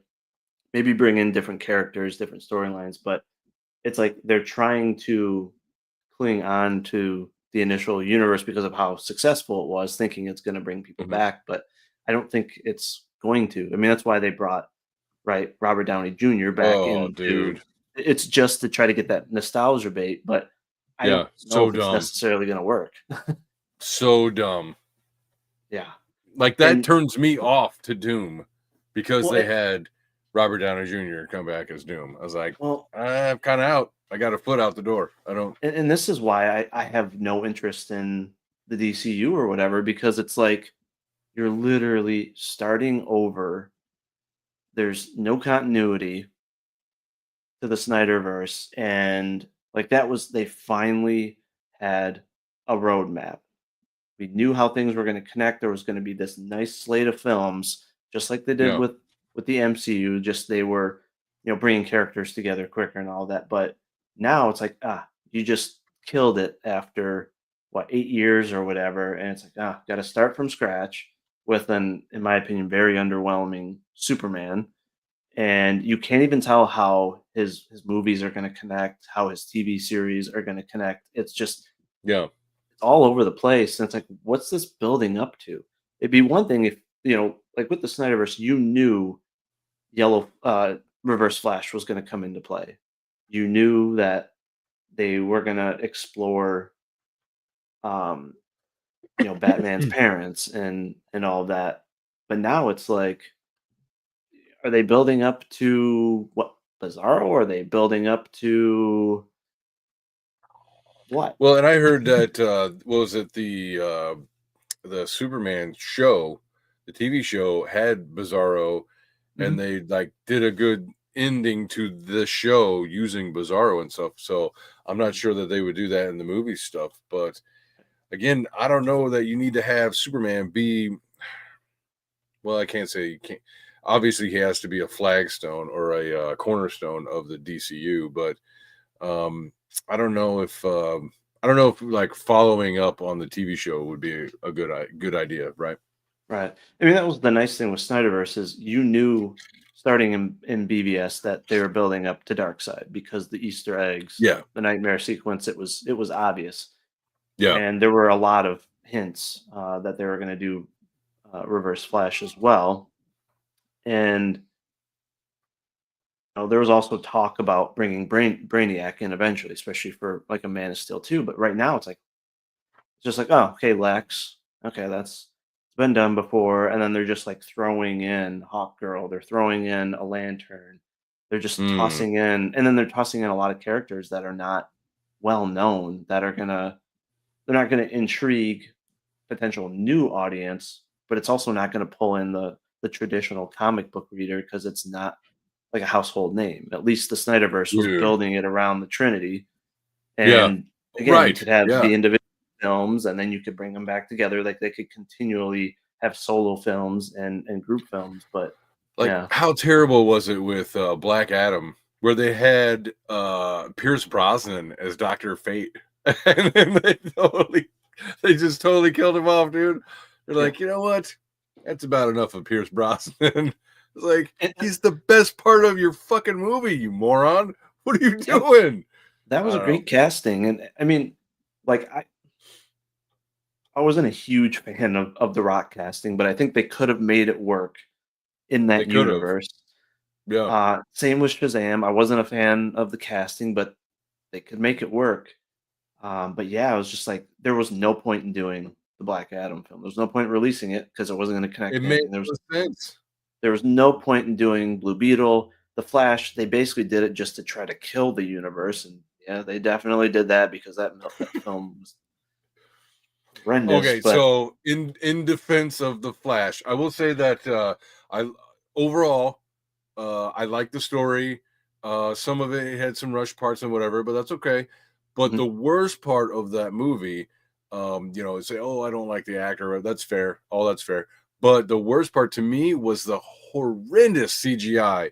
It kept taking me out of the movie. And somebody said that originally they filmed it in for like, IMAX 3D or something like some other version than what came out eventually. And that's why there's such a jarringness to the CGI effects and stuff. And it's like, because like the story's there overall. I mean, I see it. I didn't hate it. And I liked certain parts of it, but it was just that CGI murdered it for me. I'm like, I can't. Oh, it's really hard. It looked really bad. Yeah, I mean that's embarrassing considering, again, 10 years ago how fantastic the CGI was for Man of Steel. What happened? Like, how do you go that much backwards, especially with that budget? Like, why wouldn't you just hire the exact same team? Money laundering. Well, I think part of that too is the directors and writers, some of them like Nolan and like Snyder, like they are extremely particular who they work with when it comes to CGI, when it comes to building the sets, photography. Like they work with the same team that's reliable. Whereas I think what's happening with DC and Marvel is they're just kind of bringing in random directors and random creators that aren't as established, that don't have that knowledge, and so they're just pulling in, people to do CGI, like versus like established teams that have already worked on great films. It's just they're just like hiring people randomly, thinking, "Oh, we'll just bring them all together, right? They've got the resume, we'll be fine."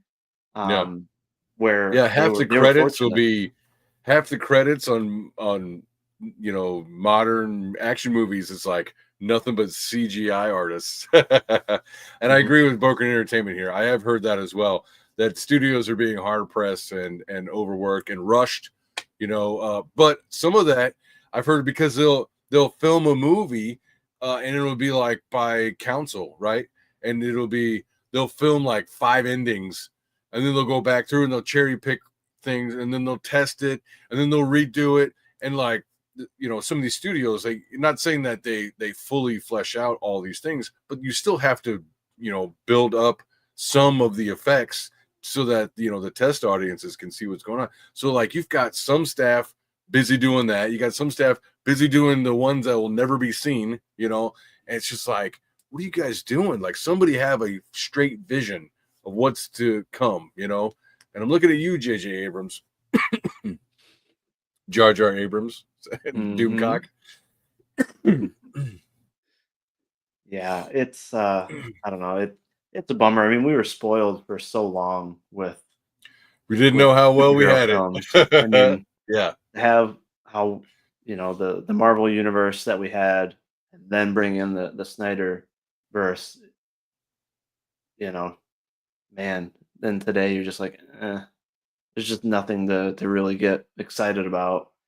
Hmm. But I'm gonna pull up that Superman trailer. I think we should watch that. I Sure. I never did Yeah. do an official review or EFAP, but yeah, Sorry. it's well, nothing.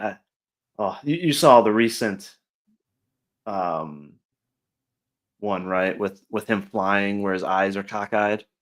Yeah. So Like, I have a husky beagle mix, and he's got like a lazy eye. My daughter was like, "Oh, look!" Our dog's name's Arrow. I was like, "Oh, look, it's Arrow." I fucking lost it. it's Because like yeah, it's like one eye's over that way. the lack of quality control is nuts. Like, how could I mean, again, whether it's the people doing the CGI or the photography, Yeah. whatever, all the way up to James Gunn, nobody just said, "Hold on, we can't do that. We're gonna get laughed at." Like, the lack of detail in what we've seen so far compared to previous adaptations is just it's wild. Well, and I don't get it. I'll tell you, I think some of it is just unfortunate camera angle or something. Like, sometimes people look goofy on camera and that happens, but at the Mhm. same time, you kind of don't put that out there on the internet. Yeah, But reshoot it. before you do that though, what is your impressions of the Fantastic Four? What do you think about all that? That one I might watch, just because I like, again, the retro vibe. I like that it's in the Yeah, past. It I like the CGI family didn't look feel. horrible, so Yeah. it might be enjoyable to where it's one of those movies that, again, popcorn flick that you could just watch without Yeah. having that desire of like, without having to be a completionist, like, worrying about all the other films. Like, I Oh yeah, yeah. I think you could just watch it, um, because, yeah, Yeah, again.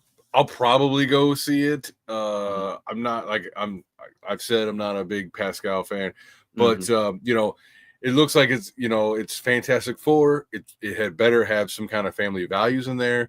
I really like the graphics on the Thing. I thought he looked really good. The mhm. voice, yeah, I don't know.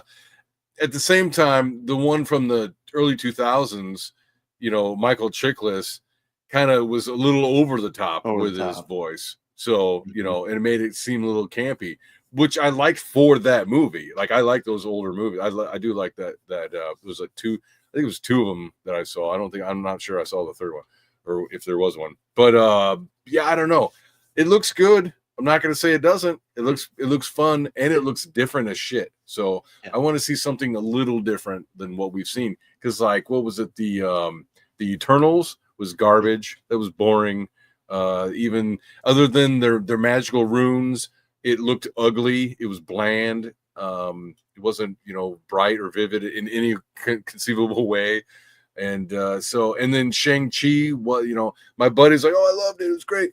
To me, I found it boring. I didn't, there's like one good fight scene in it. And otherwise it was just, I don't know. It's just too much hype. But this, it looks fun because it looks very different. It looks very new, even though it's retro. So I don't know. I'm interested. I am interested. I want to see more trailers, or at least one more. Yeah, I mean, it definitely looks better than the trailers that we're seeing for the new Captain America and all the other ones. Oh, dude, it looks like a walking turd, man. I'm sorry. Even though I'm not a fan of Anthony Mackie, like then I've seen is like he like gets his ass beat by some random dude. It's like, you're Captain America. You get your like you put that in the trailer, like he got beat up. I think I maybe it's AI or something, but I thought there was a scene where like a man kisses him. I don't know what's going on there. I'm not looking forward to that. So, I liked Steve Rogers. I liked those original MCU Captain America movies were great. They were great spy movies. Some of the best action scenes out of all of the MCU. And I don't know if they're going to do that in the next one. Because the show was garbage. Like we got bored. My kids stopped watching after like the second episode. And me and my girlfriend were like, we fought to get through that full season. And if they made another one, we wouldn't go back to watch it. So, that's why I'm like, this movie looks dumb. I don't know. What's up, Lynn? Yeah. Yeah, it looks like one of the writers is Josh Friedman, who also did the most recent Planet of the Apes, which was actually really good, I thought. So there's some hope there as well. I haven't caught up with those. Yeah, those I enjoyed every single one of them. Very well. Yeah, done. I've seen people raving about them, so I don't know. I have to check them out. All right, let's check this out.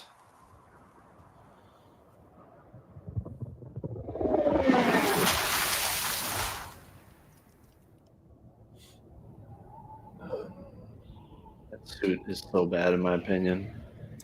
I don't like how baggy it is. Yeah. I don't dislike the trunks, but it's too baggy. It does make it look like a diaper. It should look more like a classic what was it? The Muscle Man, sideshow Muscle Man kind of thing, or the wrestler. Like I'm okay with that. That's a great classic feel. But that looks, the skin tight suit isn't very skin tight. Well, and I don't know. Like, look, Clark can be depicted as nerdy, but like the really baggy suit and the haircut and even the glasses, it's just like, okay, this is like you're trying too hard to make him look like an uncomfortable nerd. Like, at least Clark is supposed to be like a pretty good looking guy who's like awkward, but not completely like lacking the ability to be stylish. And this is, he looks way too young here too. I don't know. It's like that's not someone you would expect to be like a journalist in a ball pen. He looks like he's still in college here. Right. I mean, compared to like Christopher Reeve, I mean, that dude is just like classically handsome. Yep.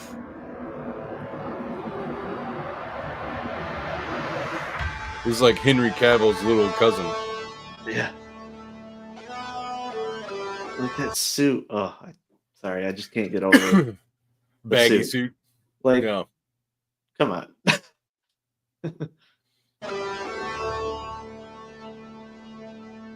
Her casting seems all right. I mean, all right. And I am going to complain about details. That's the Kent farm. Are you shitting me? Like a couple cattle in the front yard? Yeah, those cows would be shitting for you. every depiction of, at least on TV and all that, for like the Kent farm, it's, traditional farmhouse, multi-level. You got the classic red barn in the background. They could find filming locations anywhere in Canada or America to have that, but Yeah. this is not a Kent farm. I'm sorry. Like, It doesn't look like a functional farm, that's for sure. doesn't Trust look, me, I live in the Midwest. That does yeah. not look like a functioning farm. Uh, uh, The farmer's got a and lot of money, well, and the So dad, the looks of the dad too is like, I don't know, like none of this oh like yeah, yeah. feels. Yeah. Oh dude, Yeah, he looks yeah. he This looks is fake. this Like does look like his Uncle Rico's half house. It Uncle reminds me of Rico is eating all in what is it, Napoleon Uncle Dynamite. Rico? Oh. Like this is like Clark Kent meets Napoleon Dynamite with the hair, with the house. Yeah. Like they should be throwing the football over these cattle Vote here. for Pedro.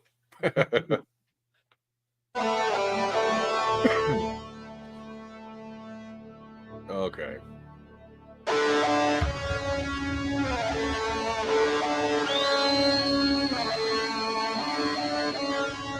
It was hilarious. I think I saw EVS watching this, and he was like, "Look, he's drunk in the snow." He's fucking lost it, dude. It's funny stuff.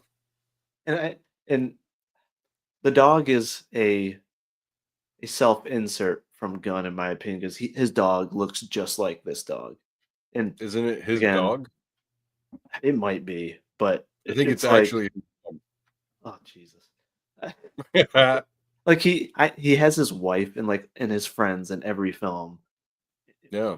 where it doesn't even fit, but it's like in so many of the comics in Smallville in other adaptations, Crypto looks like, like kind of like a lab or, a nice looking white dog, Right. dog that would belong on a farm. This White does lab. Yeah. not fit Crypto, in my opinion. Crypto. Goofy. Home. Take me home.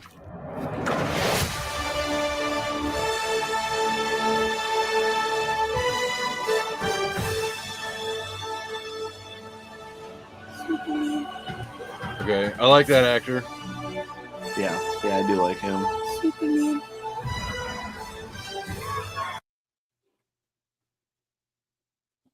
I don't know. People He complained flinched. about things like, scenes like this in the Snyderverse, right? Where Superman's depressed and Yeah. sad, and it's like, I mean, yeah, that's what's happening here. And yes, he did flinch to where you're like, I mean, unless he's got kryptonite around him, that should not have even impacted him at all.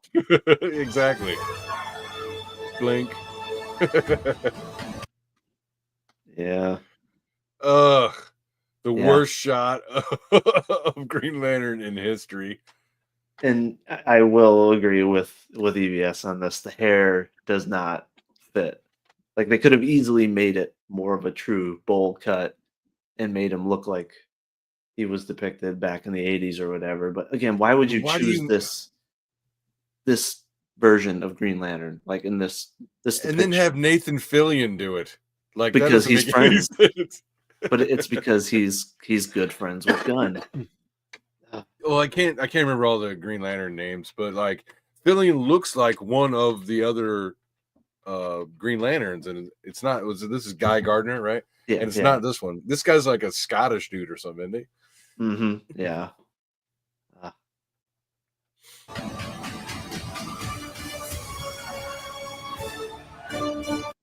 Yeah, that was a funny little teaser where it's like, again, I remember them shitting on Snyder where they're like, oh, there's destruction going around, or he's up in his apartment having a conversation, being mopey with Lois, and it's like, what does this look like? There's like a creature that's probably doing some destruction, and Yeah. he's not like in a hurry to do anything.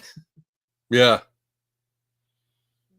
Yeah, that was one of the things. Actually, I was talking with a buddy of mine. I was, we're watching Man of Steel or whatever. And he brought up how everybody was bitching about all the, you know, the collateral damage and the destruction in those movies and stuff. And I'm like, and he's like, who cares? You know, and I agree with him. It's like, does it Don't serve the overthink story? it. You know, exactly. Don't overthink it. Like, does it serve the story? Did the story make sense at least? Did it complete itself? And you know, like, we don't have to discuss, you know, oh, it's gonna cost $10 trillion to rebuild the city or whatever. It's like, I think, you know, maybe you should step back a little bit and just enjoy the story. Well, what was so funny about that in Man of Steel is, you know, obviously people are complaining about his battle with Zod, and this is before he's really became Superman, before he's honed all his abilities. He's never went up against a foe with the same abilities or that's even strong, right?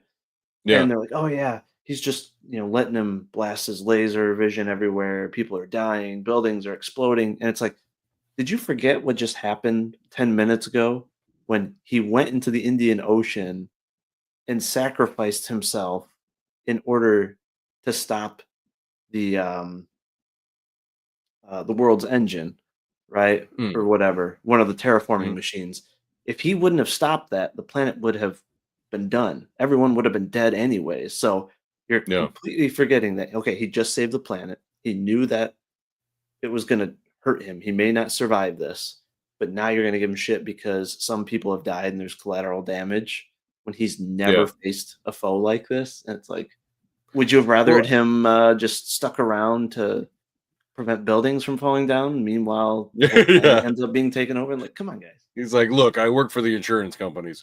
Well, and some of that was a conversation that was carried over from the Avengers movie, because I remember that they're like, you know, all the destruction that happened to New York City would have cost this much, and then that carried over into the Superman movie, and like a few, you know, when they started doing, you know, oh, it's big budget and all this stuff's being destroyed. They started like tallying up the money. Like, what are you guys talking about? I don't know. I mean, it's cool as like a little, you know, mental exercise, but don't get lost in it. Well, and I like this comment because the whole point of that scene, in my opinion, was to highlight that he was a genocidal maniac. If people didn't die, then it doesn't. I mean, that's what created the stakes, right? To where he would need to stop Zod. He would essentially need to kill him because otherwise, if he just like fights him and he just puts him in a headlock and puts him in kryptonite, you know, handcuffs, which again he didn't even know about that supposed yet. to do? Put him in the Phantom Zone? They already did that. Well, and he didn't have any of those tools at his disposal. And it's like, what do you want him to just talk it out or just throw punches until one like gives up? Like, no, you had to add to the stakes where it's like, hey, people are dying because this guy's careless. He's just destroying buildings. He wants to kill everyone. That's what gave Superman the reason and, you know, have to like make that almost impossible situation of, do I need to kill him to save more humans? And I like that challenge because it's like, yes, he was willing to sacrifice one of his own people, right? One of his last links to his planet. It was the peak of the stakes. That was the whole peak of the stakes, was that moment where he decided to kill Zod, which is why it had so much gravity to it. And like, oh, Superman doesn't kill. Like, are you sure about that? He's killed before, especially aliens. Exactly. And again, he didn't kill a human. He killed an alien. So I don't to save a human family. Murder in that situation, right? But yeah, it's like just like in the Indian Ocean. He killed that family cuddling or you know, cowering in the corner of that building or whatever. I should have just let him die. It's fine. You know, he should have found a peaceful way. You can't. There are some people you cannot talk with, and a genocidal, you know, homicidal maniac or whatever you want to, is one of those people. Yeah, but this is also coming from someone who thinks that we should have public hangings again. So, you know. But yeah. I mean, again, it just showed that he was willing to put humanity above his own feelings, his own ethnicity or race or whatever, right? And stop him, just like he did in the Indian Ocean and stopping the world's engine. So, which is crazy. Can you imagine that? Like, it's like the only other person of your kind that you have ever met, and he's fucking evil. Like he's clearly evil. He's not just like deranged ideologically, which you could make that argument, but at the same time, he enjoys evil, which is the whole point of like true evil. Like he's not there because he made a mistake. He's there because he enjoys it.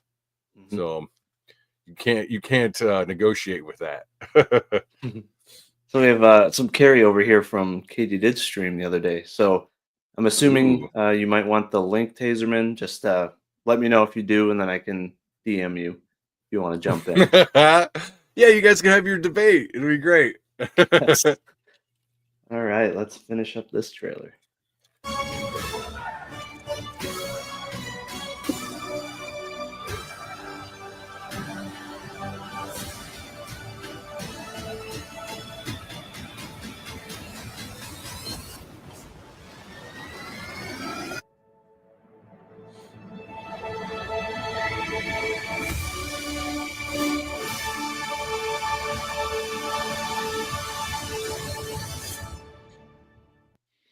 I mean, it should have some high octane moments. I mean, it looks like it's going to be action packed at least, but Yeah. I mean, I nothing felt that inspired when I me, saw guess. that, I felt so good seeing a Superman movie trailer that like it hyped me up enough to want to revisit other Superman stories. I went and I watched the original Superman movie, the Richard Donner movie, which is much more of a romantic comedy than I remembered it as a kid. And then then Man of Steel, and I looked at the Smallville and all that stuff. So it got me excited to want to see some Superman. So that's good. That's what it should do. I want to see Superman. Can we please have a good Superman? Yep. The other thing too is that I think Snyder did a really, really good job was the emotional aspect of Clark Kent with Lois Lane, right? Like he was constantly pulling at the heartstrings with those two, especially in Batman vs Superman, where he again says, this is my world, you're my world. He's willing to sacrifice himself, not just for her, but for humanity, right? Like they had such good chemistry, those two, and yeah, I don't know when I saw those Lois scenes, Lane. Lois Lane is the key. Yeah. Yeah, but again, the stakes, and I thought that was a great. I loved how they made her such an integral part of the storyline, right? Because people are thinking, oh, Lois is going to die, and that's what's going to make Superman evil. And it's like, no, pay attention. Nightmare scenes, that, the anti-life equation is at play. It's the combination, right? It's Darkseid's influence, the anti-life equation that normal Superman would be able to fight. Why? Because he has his strength with Lois, with his team members. You take Lois out of the equation, then he can be manipulated. Then he could get Darkseid could get into his mind, and that's what pushes him over the edge to where he becomes basically a tool for Darkseid. She's the key of preventing him from being influenced by Darkseid. So, Sure. Well, like, classical philosophy, she is his Sophia, right? Keeps him grounded, and yes. Yeah, I agree. I like that whole aspect too. Yep. And she wasn't a cunt, so that was cool. Yep. Like, you can make Lois a cunt. Like, it's not hard, but I thought they did a good job with her. Oh yeah.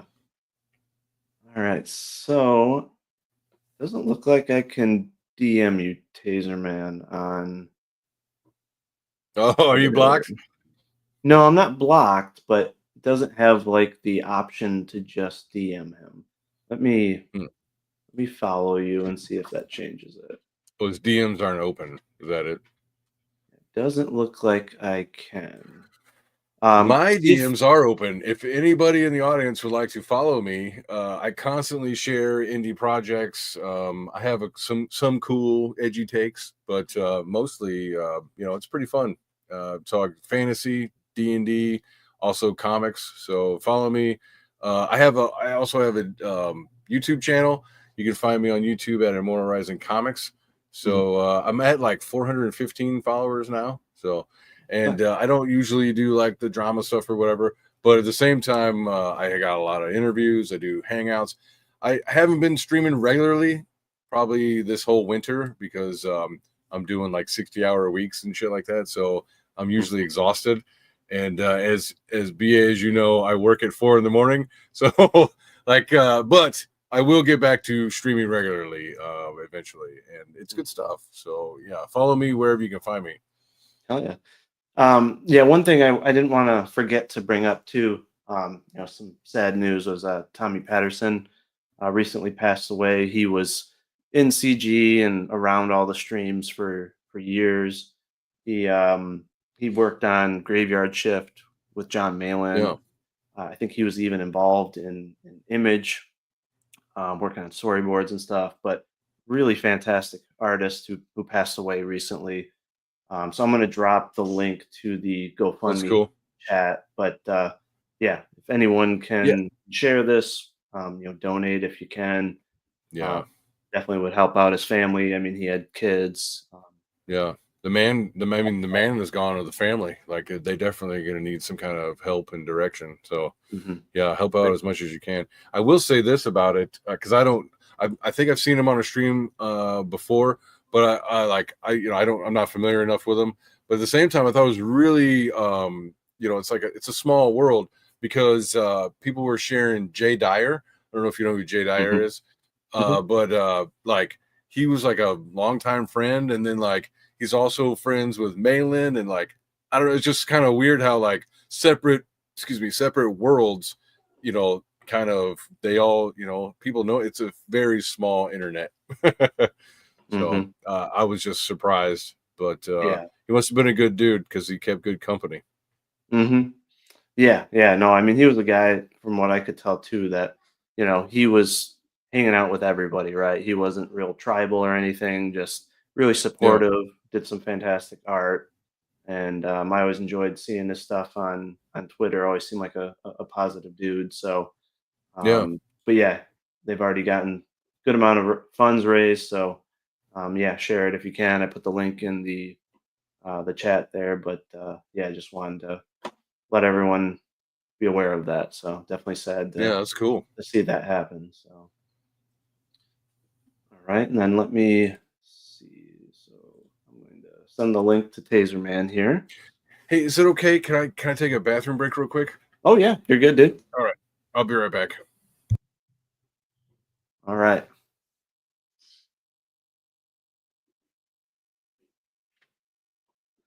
Let's see who else is in the chat. Yeah, we had Len Lurks More. How's it going? He typically does a stream, I believe, at night on Tuesday as well. He either starts at 9 or 10, so definitely go check out his channel, give him a sub. He also has a comic in the works, has a sign-up page going, so check out his Twitter. I was on his channel a couple weeks ago, so he's also promoting folks, which is fantastic. So.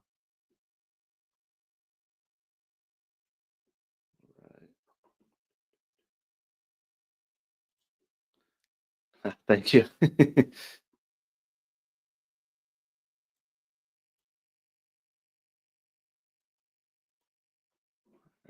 Give Taser Man a couple minutes here to hop on, and we'll see how that discussion goes. All right. Welcome. How's it going? Good. How are you? Not too bad. Can you hear me? My voice sound good? Yep, you're good.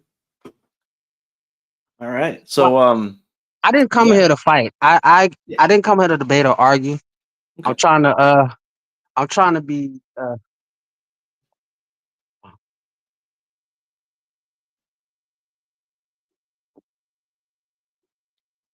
You there?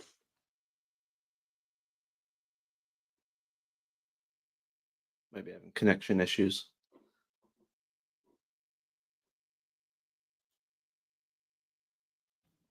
Hello, Katie. Can y'all hear me? We can now. Yeah, we lost you for a second there. Oh, okay. I'm on my phone. I'm not on like a laptop or anything like that. Oh, okay. So Well, we lost you when you were just saying kind of what you were hoping to do. You said you didn't want to fight or argue, which same here. So, but yeah, I think a lot of the people noticed that you're in the chat of Katie's stream. We've had some little bit of interaction on Twitter, but yeah, if you kind of want to introduce yourself and kind of share your mind, that'd be great. well, I think most of y'all know me from the internet. I've been let's just say I've developed quite a reputation amongst the fan base because I'm very provocative. I'm pretty Mhm. sure a lot of people don't appreciate a lot of things I say. So have me and you had interactions before? I think just a little bit, obviously on tweets in regards to Rippaverse and all that, but I think it was more so of me asking people to elaborate on a point, and I think you just pop in with your typical, CG cockroaches and Yeah. hyperbole stuff. So I was going to ask you, are you um, are you in the field of killing bugs or something? Because you really like the phrase No, I just cockroach. use that to I use that to describe CG when I'm y'all seem like a parasitic fan base. Okay. But I do want to be clear because if I said something disrespectful, then we gotta check it because I know I talk a lot of shit. I don't underestimate none of y'all. I treat y'all like a real threat, and I know I'm very liable to get my ass checked out here. So I need to Well, ensure that I got clarity and everything.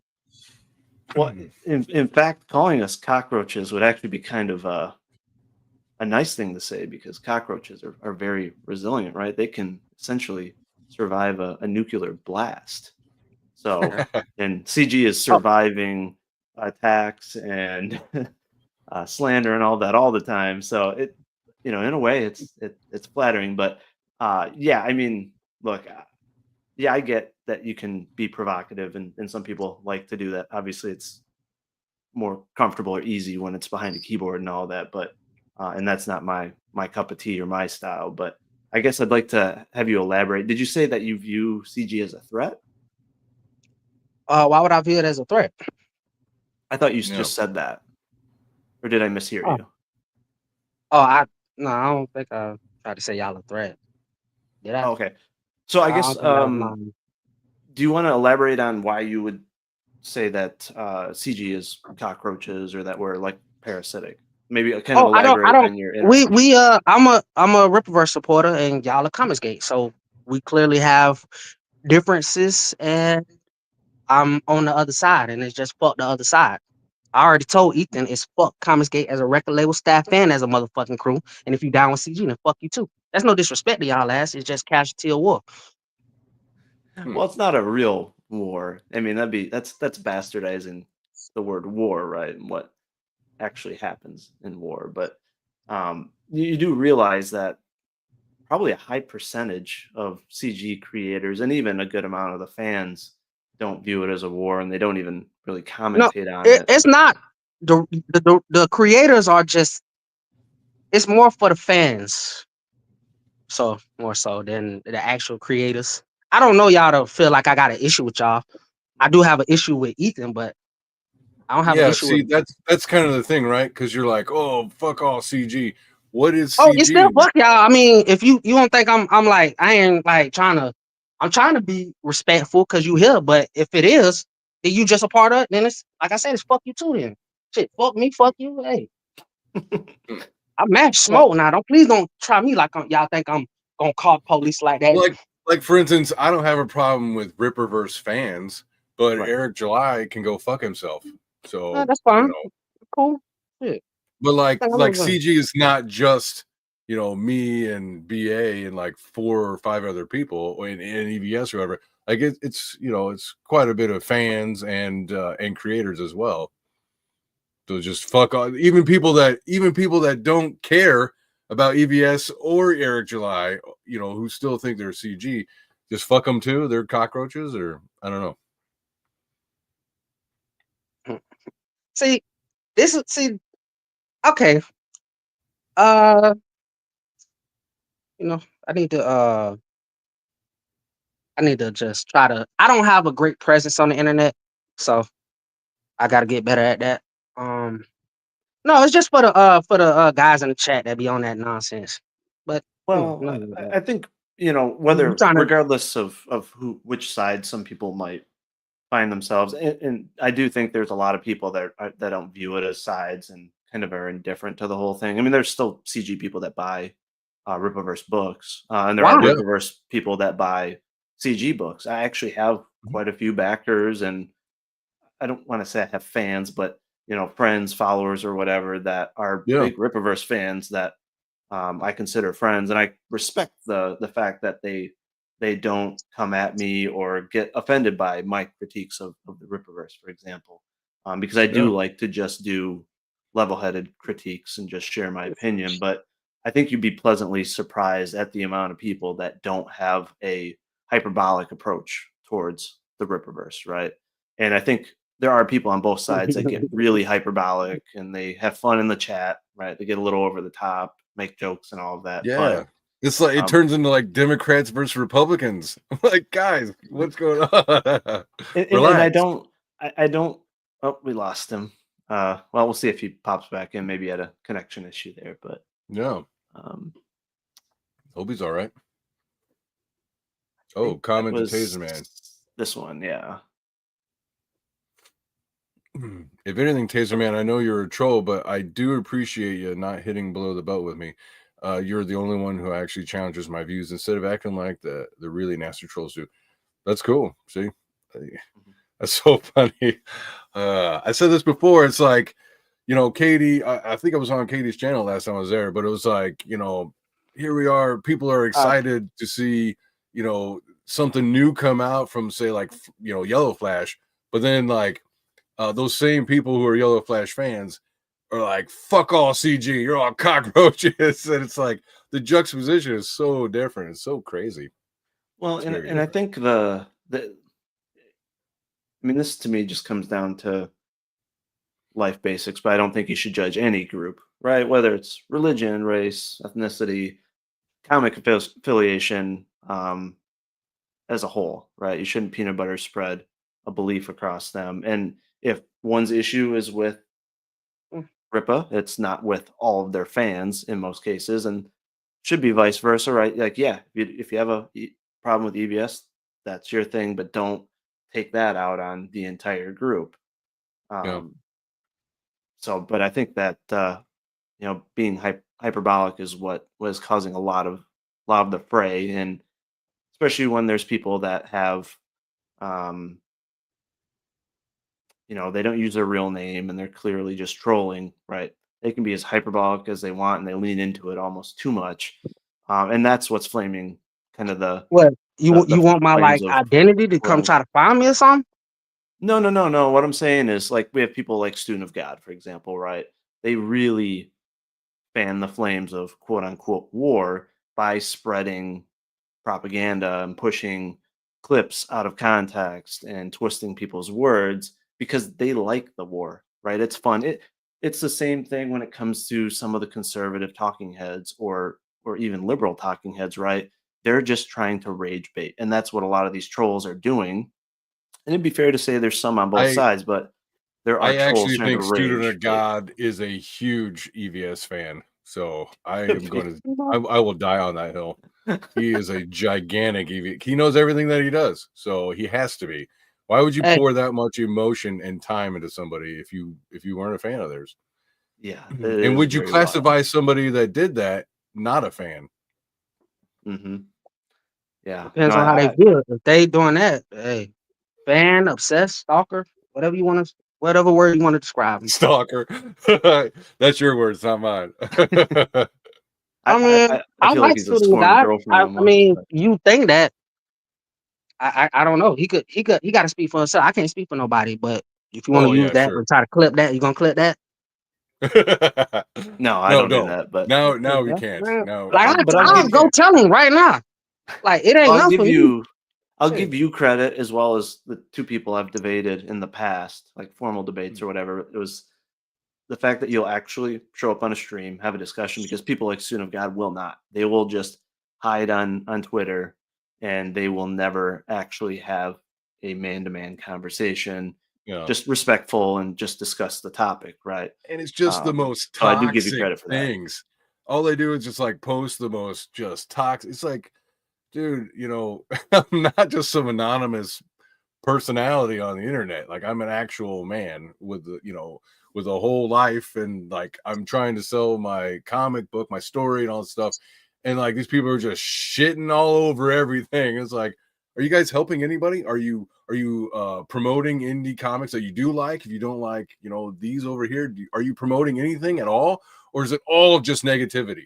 Is it all just finger pointing and muck raking and shit stirring? Who's that helping? And then those same people will bitch that there are people who are doing that. It's like, well, what the fuck do you think you're doing? Sorry. Well, I do, like I said, I usually like to go after the fans, like stray beans. I wish his ass was in a fucking stream now. Excuse the language, because I finally figured out what the word integrity means. Straight beans. Don't ever try me like I ain't really. I think that's the Is that a problem. thing? Yeah, it's just because I was on Tony channel and I couldn't really describe it. It was kind of like a little embarrassing. I took the L. I'll take the L. I'm willing to take L's. But Okay. yeah. So I wish his ass was in the stream. Tell his ass to get in here, bruh. There's more of those like Crusader Joe. What's the other shit name? LaBarcy. And all they did was block me. So they talk all that noise and then they go run around blocking. I'm just trying to gauge. I'm matching the energy. I don't care if I'm going above. Like I said, anybody feeling the type of way, we'll have to address it. I ain't oblivious to the shit I'm doing. I'm in the field and a bitch could touch me. And if I gotta be prepared, because I know I'm very, very likely to be a target. So, all right. So, but why do you feel that you need to be in front, like, defending and, coming to the aid of Eric July's reputation? Because I'm a supporter. Hmm. You could not. You could block me if you feel anyway, but No, I think you I blocked don't me. feel You know what I'm reason to saying? block They you. most of them did. Oh yeah, Katie wanted you to see one of her comments here. Let me pull it up. It was before you lost connection. So yeah, she said, if anything, Taserman, I know you're a troll, but I do appreciate you not hitting below the belt with me. You're the only one who actually challenges my views instead of acting like the really nasty trolls do. Which, yeah, we were talking about how, yeah, some of the people are just way over the top. And I mean, let's be honest. People on both sides are having fun with the back and forth. The fans on each side, right? But I do think it's a very, very tiny percentage, right, that are It is that vocal. Because let's take Rippaverse fans, for example, or backers, right? Maybe he's getting a couple, maybe 3,000 or so, right, per campaign or something. Which is TBS nice. is getting a couple thousand as well. It's probably what, 2% of those backers that are having these back and forth. So I don't think it's fair to judge all Rippaverse fans, as a whole, like the same thing with CG fans or CG creators, right? And yeah, I think some of the quote unquote blood sports is more just, it's almost like sports, right? It's just shit talking back and forth between some of the vocal supporters, and some of those supporters who are vocal may have valid critiques, right? Sure. They may not. I don't know. I But mean, most of us are not that vocal or hyperbolic about it, right? We're just simply reviewing his comics or reviewing and EFAPing things that he says that we think are not good for the indie comic space. So that I. mm. Well, you two gentlemen are better than me, and hopefully I can follow in your lead one day. But right now, I'm in the midst. I'm in too deep. So well, Yeah, how's that? What do you mean you're in too deep? I've been talking too much shit. I can't Oh, I switch up see. now. But I I wasn't can. sure if like you I'm got a, a mortgage to buy more Rippaverse. I wasn't sure. Like, what do you mean in too deep? Like, no, you just heavily in invested, or no, in terms of the back and forth, gotcha? because I wouldn't. a lot of Yeah, those fans are not yeah, fond of me. So yeah. I mean, I I wouldn't have say to. you can't stop. I mean, you could have a different tactic. Like for example, right? There are people that come at me really aggressively and troll, quite nastily. But I could respond in kind, or you could try to have a more strategic approach, right? And try to prove your stance, right? Provide some context behind your opinions. That's more likely to embarrass them than calling them names and all that. But I think where you're going to get the biggest win is if you want to target at your speech at one person, right? One troll that you might, someone you might deem as a troll, like make it specific versus the entire group, right? Because you're actually inviting more people to take jabs at you because you're going after their fandom and you Yes, it probably do did. the Stray same beans. thing. You going It did. Stray beans. They helping a brother out. You see that? You, Mr. Stray Beans, I figured out what integrity Uh-oh. means. You don't have any of that shit. See, like him, I'm going after Stray Beans, Slappy McSlapster, and Bakari. Those pieces of shits right there. I don't really care for them because we arguing and shit. But Yeah. one day I will get mature. I will say this for promoting CG comic book. There's one guy I do like. Okay. Vaughn. Vaughn got some shit I like. I've been seeing, but since I've been so petty, I'm not getting anything because of your guilt by association. So, but Hmm. I like his shit though. Straight up, shout out to his ass. Well, and I think dropping guilt by association is probably the best for everybody. That's what's Yeah, causing a lot of the Yeah, issues. Like I especially for said, you, because you could like there's buy it and like, oh, I like this, and then Mhm. like, I don't know, not be all upset about. Well, he says he's comic skate or whatever. And I It's just think Eric it's a has weird concept to me. featured Vaughn's comic in his one single promotion video he did finally after 3 Is that years. the one? So Is that the one that you were promoting at the beginning of the show? Is that who that is? Or because there's like no, there's oh, Vaughn. that's Vaughn. No, he's talking about Vaughn Coleman with Oh, Phenomenova, okay. I Oh, think, okay. Okay. right? Taserman. Rise again. Yeah, He got the that terror. Vonster, Von Oh, Coleman. So it is Von Klaus. Ah, gotcha. Okay, yeah, Von Yeah. I like Klaus. it. I like his stuff. Mhm. I'm thinking about getting his, but it probably be a little bit once I actually get away from this and I use my common sense sometimes. Yeah, I Oh, mean, not all CG is in one ideology from my experience. Like I've been around for 3 or 4 years or whatever, and it's like there is such a spectrum in CG, and there are like pockets. At least there used to be. I don't know. Like some people are like, "Oh, I don't claim CG anymore." It's like, why? I don't know because I want to get away from all of the mudslinging and the fighting and stuff like that. It's like that's fine. You can still say you're CG and not be in any of the mudslinging. I didn't even follow any of the Kings until my falling out with Eric July. Before that, I didn't follow any of them, but yet I still had like 200 interviews under my belt of people who were in CG or adjacent and all this other stuff. So it's a very large pool to be swimming in, and don't just throw everybody out just because you don't like EVS or something. There's a lot of good stuff out there. and there's people in like Aaron was saying. There was and still is a lot of pockets in CG. There are people in CG Yeah. that don't like EVS. There's people in CG that don't like me, right? Mm. I mean that's natural in any community or Yeah, any group, and that's fine. but yeah, I mean, but still, I mean, the main focus, right, is just independent comics, creator-owned Mhm. comics, and promotion. And the thing too is, the only reason why like myself and Aaron ended up having complaints about Eric was because he slung mud at both of us, right? So there are cases where even right the head person, well, in the case of Ripperverse, right, he is the lead person.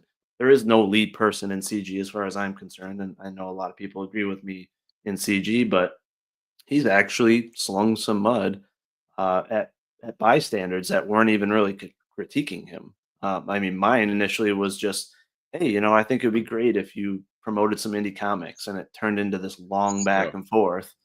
And with Aaron, it was because I got quote tweeted by him where he initiated like a dog piling where it took some things out of context, Tried and to. Aaron simply defended me and turned into the whole fake ass donation. I do agree. Yeah, right. I do agree with Gothics being hired. It's probably a good idea for Eric, because I mean, I don't think that he's very good at managing himself online. But you know, we'll see. We'll see what she does. You know, maybe she's not either. I don't know her work. So, right. But she's definitely prettier. I need a job like that because I would gladly tell everybody. I have a little bit. I'm not a comic book expert like y'all, but I've read a little I'm bit not either. here and there. Sure. Yeah. Well, I guess my question would be, do you view people that do just regular reviews and like respectful critique the same as a troll, or are you able to delineate between the two? Because again, I think there are people that have fun with the trolling when it comes to the Rippaverse, but then there's people that just give honest critique and they're just like, hey, this is why I'm not a fan and why. Do you kind of view them as one and the same when it comes to your kind of approach or thoughts towards CG, for example?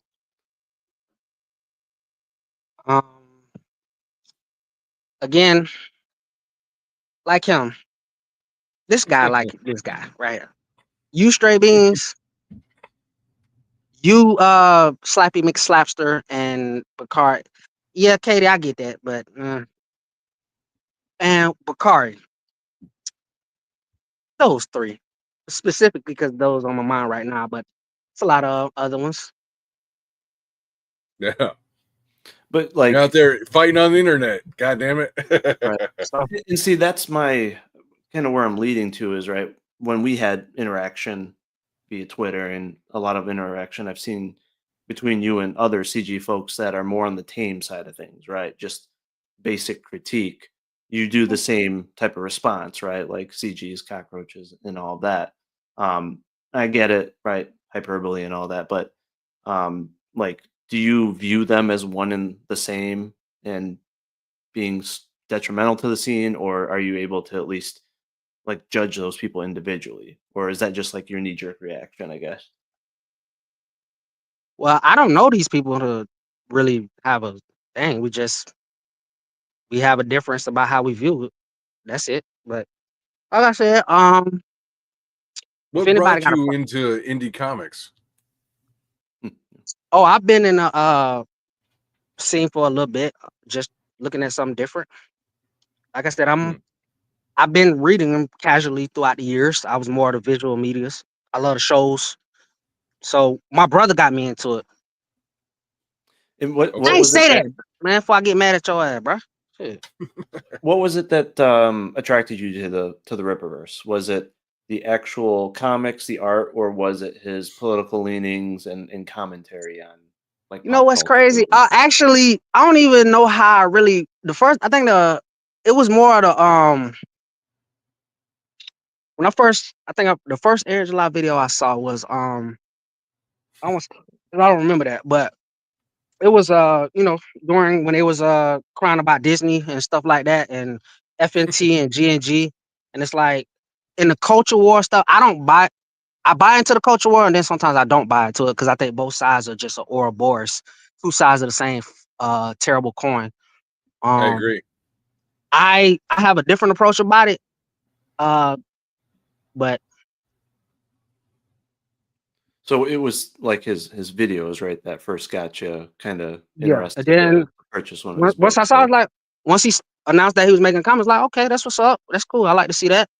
And then Okay. that's how I got it. I bought Ice on One. Did y'all ask me my favorite part of Ice on One yet? No, but go I for will it. say that. Are you looking forward to Isom 3? When do you think that'll come out? I don't know. It's up to him. Yeah, my favorite part of Isom, I had two. Altona husband's tarot had passed when he came to visit on that one night, and just seeing his interaction with his niece, and she trying to figure out how strong he is. I don't have a direct dialogue, but I like that scene. And then another one was the blatant arrogance for him when he got his ass kicked the first time to go back.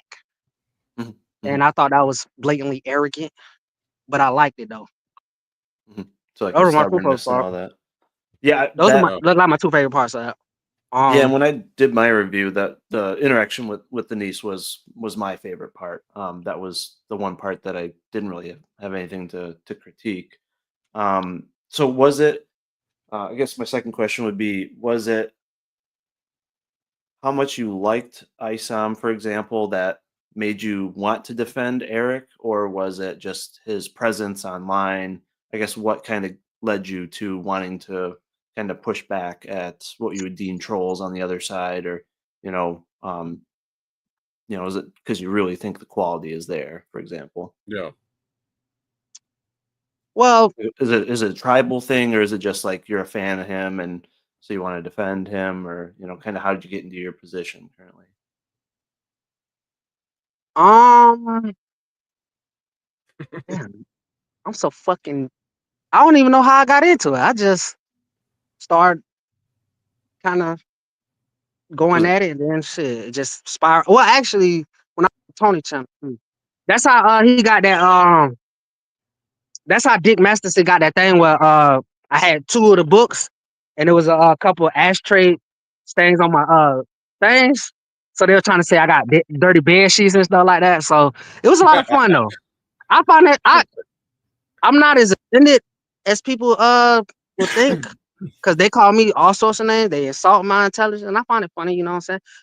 Um, so I mean, I'm not easily offended because I get called all the stuff, and I invite it. So, but shit, It's I'm kind of just like matching. sports, right? It's like Yeah, I fun. match the smoke. It's whatever. Mhm, I don't know okay. why. So, Mr. Stray Beans, you still in the chat? I I think so, finally yeah. I finally I finally found out what the word integrity means, man. So I wanna do the official definition of it. Let me go get my Yeah. laptop. All right. Make your stand. But for me, I do want to get educated on something. It's good.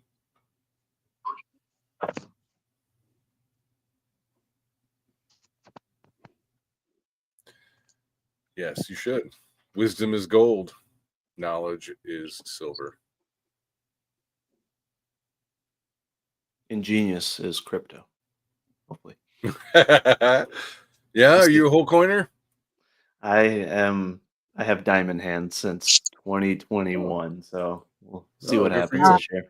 Mr. Stray Maybe. Beans. Hello.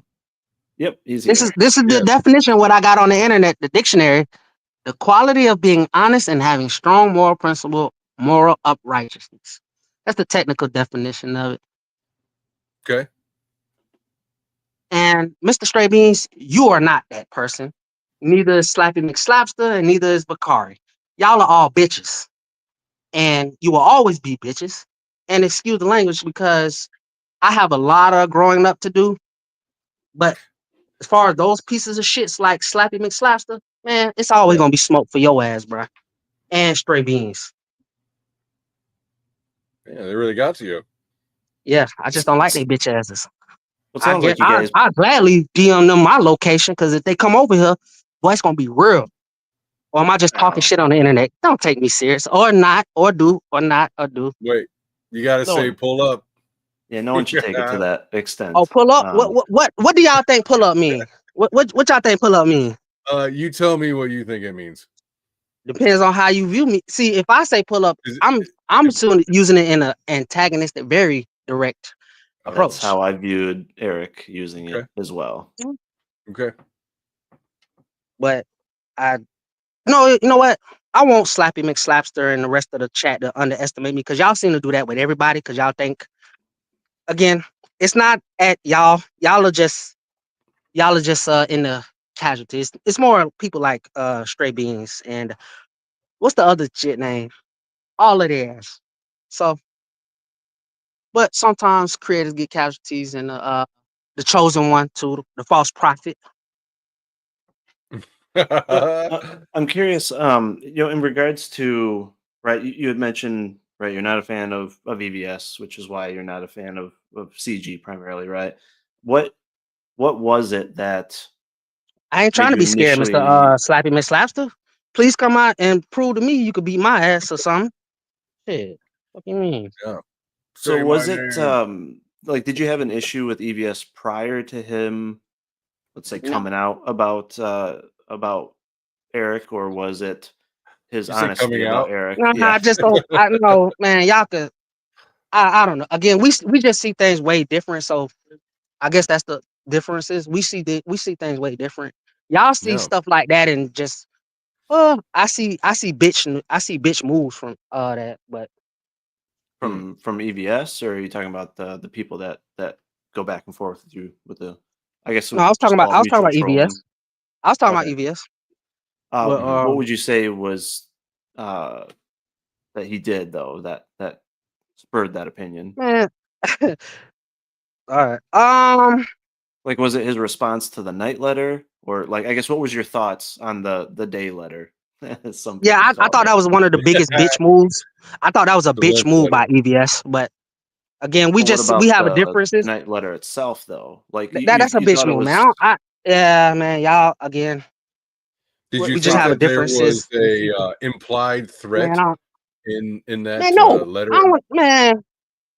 That's Mhm. y'all really thought that was a threat, or y'all just trying to use that? Oh, Air July, he's trying to demand. Y'all be forming conclusions. What do That you was not a think the threat. point of that? But if he What do took you it as think a the threat, point of that hey, was? you gotta do what you gotta do. We are here. Right. What do you think the point of that letter was?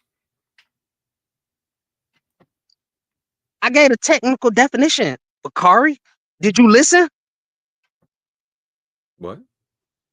oh, he's going back to the whole integrity definition. Got butt broken. See that? They saying I got butt broken. I'm trying to be civil. I'm not trying to. Well, no, because I've been yelling and screaming at those two. But at least to y'all, man. I want to Mhm. ask y'all a question. Is that cool? Yeah. Sure. So when I am critiquing comics, what's the first thing I Mhm. need to look for to know whether it's good or bad? Did you enjoy it? Yeah, I did. I, it depends on the person in regards to what they're looking for. There are objective things that you can look for in terms of story structure, character arcs, right? Connectivity throughout the story, plot holes, things of that nature. And then for folks that are more, let's say, in tune with comic art, that have read them for years, a little bit more on the technical side, obviously, artistic styling. Are we talking real art, 3D assets, right? Things that you can catch, are hands wonky, things of that nature, to where you could critique the actual art. Um, but in the case of Eric, right, there's people that critique both, that have found issues with it. But I think part of it for me is also the effort and the resources at play. Right, if an indie comes into the space and they have minimal resources, meaning connections to artists and money to make the book, they're going to get a lot more grace when it comes to how detailed the art is, and how good the story might be, because a lack of experience and maybe the ability to hire a writer or a co-writer. But someone that comes into the space with hundreds of thousands of dollars, my standards and expectations for them will be Mm. way, way higher than that small indie, because they can hire almost anyone at any level, and they could hire multiple editors, co-writers, Well, right? So and when they say that they're going to take on, Marvel and DC, I mean, I would be like, oh, cool, shit. yeah, the I mean, cockiness or, expectations, or you ego, know. yeah, plays a Yeah, role. I mean, again, I'm fine. Listen. Part of this, I was my brother is in the music industry. He has his own independent label and stuff like that. Mm, So I view the Nice. comic industry kind of similar to the music industry because I was doing the same thing y'all are doing. I was saying about we used to have the same debates about real rap, fake rap. Are you in it for the money, the love of the art? What's real lyricism? All that stuff. We had them same arguments.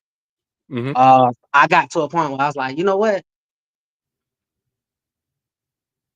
I'm gonna just rock with the artists I fuck with. So at that point, uh, you know, I was just Did like, you get into endless internet battles with people who didn't agree with you about rap? absolutely. No, not internet battle. Actual, we was actually arguing about who's the best Like rapper shit here. on the streets, or what do you mean? Like actual debate. We wasn't on the internet. We was in class in school on the front porch at the backyard. Hmm. Where we have actual debates. So Mm-hmm. that's why all this stuff is a little bit fun to me. But Well, I think that's what's really interesting about let's say, the divide between some CG fans and some Rippaverse fans is, right. Most CG readers and backers are hardcore comic book fans, right? They've been reading comics majority of their life, so they do have higher standards, just like people that are obsessed with movies, right? Versus the casual moviegoer. Whereas, in my opinion, a majority of the Rippaverse fans are new to comics or have just read no, some. They're not really hardcore Flappy, I'm fans. not an MGK fan.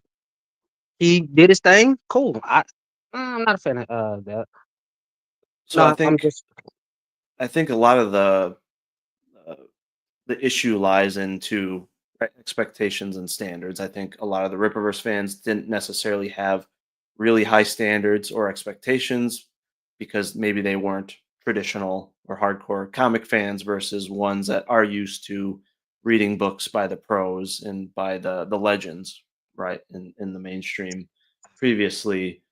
And then you have the whole layer of internet personalities, right? You had people of Ripa's or Eric's that are fans of his political ideology, his commentating That's a lot of on the it. mainstream, right? today or just all time. Excuse me. I'm sorry. I was reading a comment.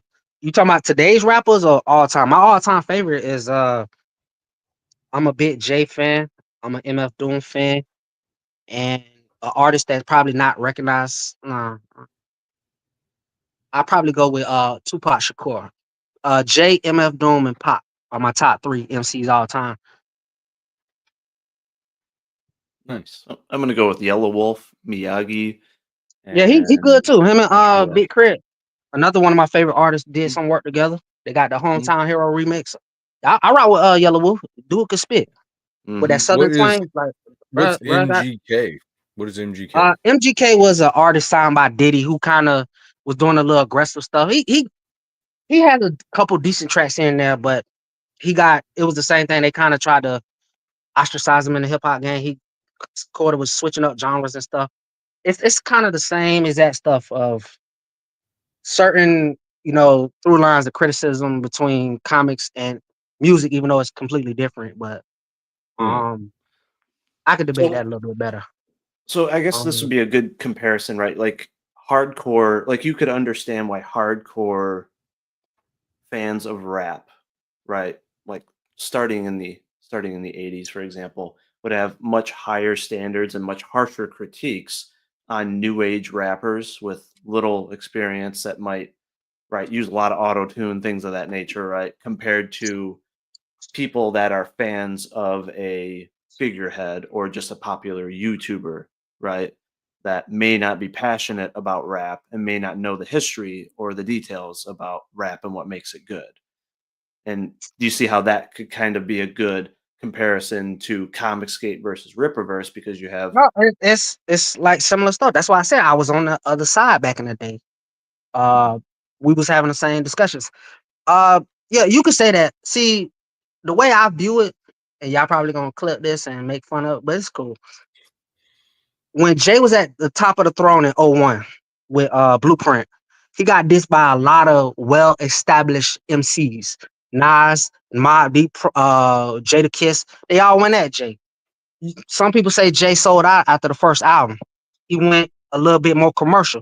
Back in the days, going commercial was considered the hip hop scene because they mean you crossing over and you selling out for a big audience.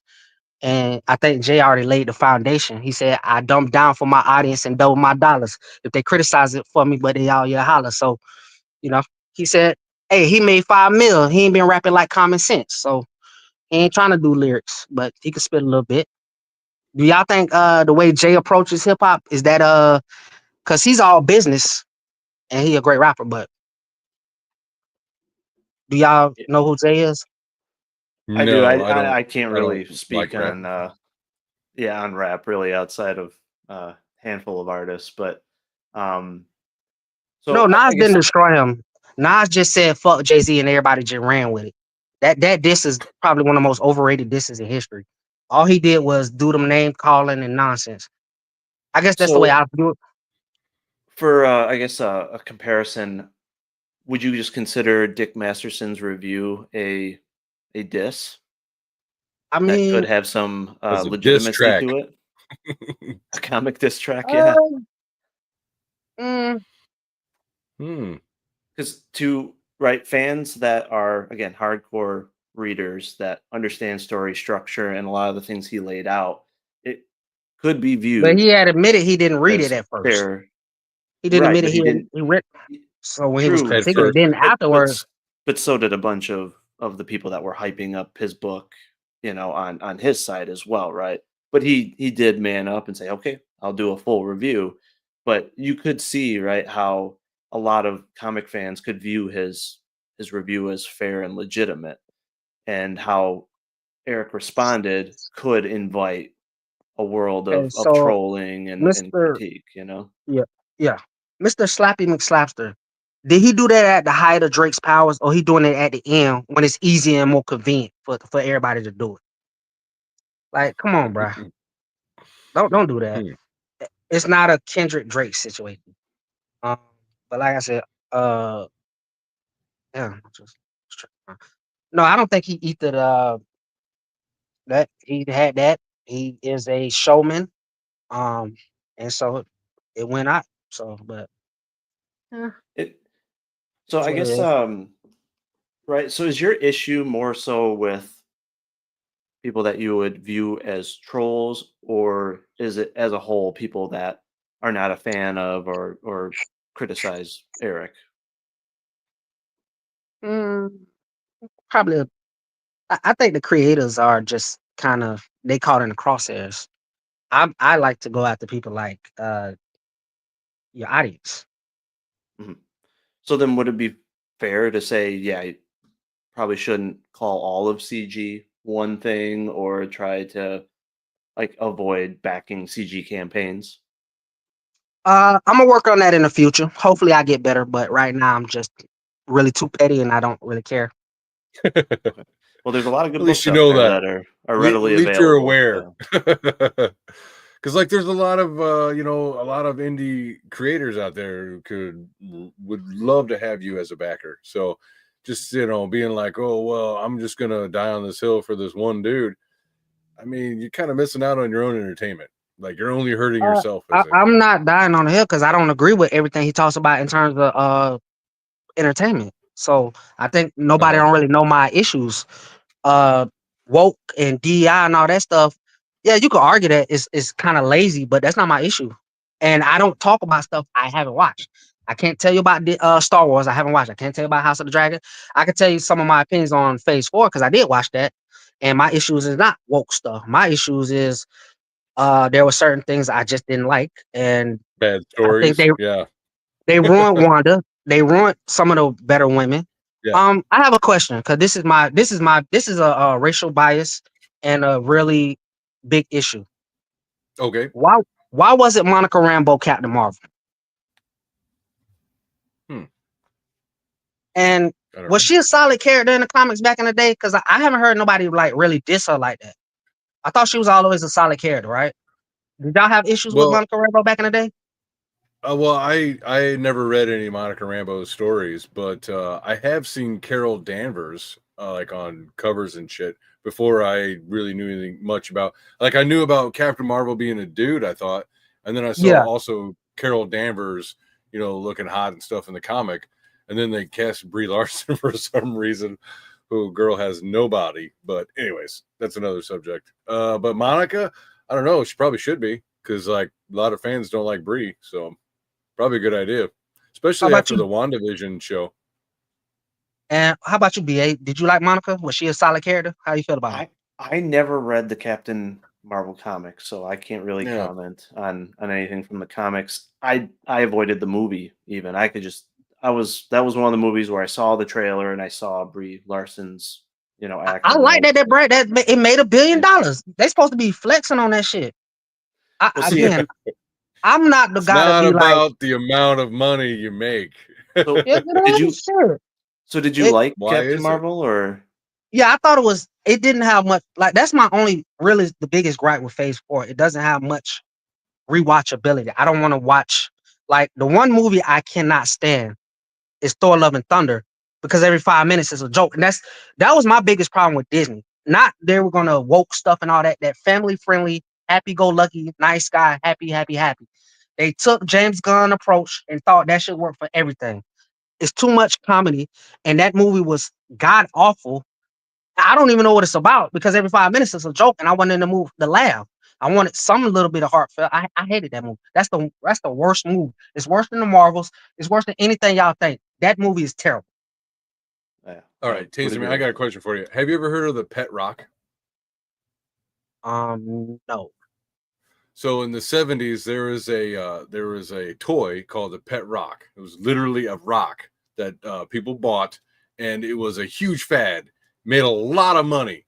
Do you think that a pet rock is a good product? If the people like it. All right. So I agree if the people like it, but if it's bought a lot, right, and then people get it and they're like, oh shit, it's just a rock, and then it's never heard from again.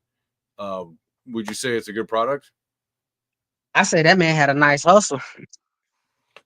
Right, and see that's one of Okay. the main sticking points, right, for a lot of the CG fans and creators that Yeah, are not a but fan of the Rippaverse is, right, the hype, right? It got hyped up, and he actually hyped it up as if, hey, it's going to beat Marvel and DC. It's going to be of the utmost quality.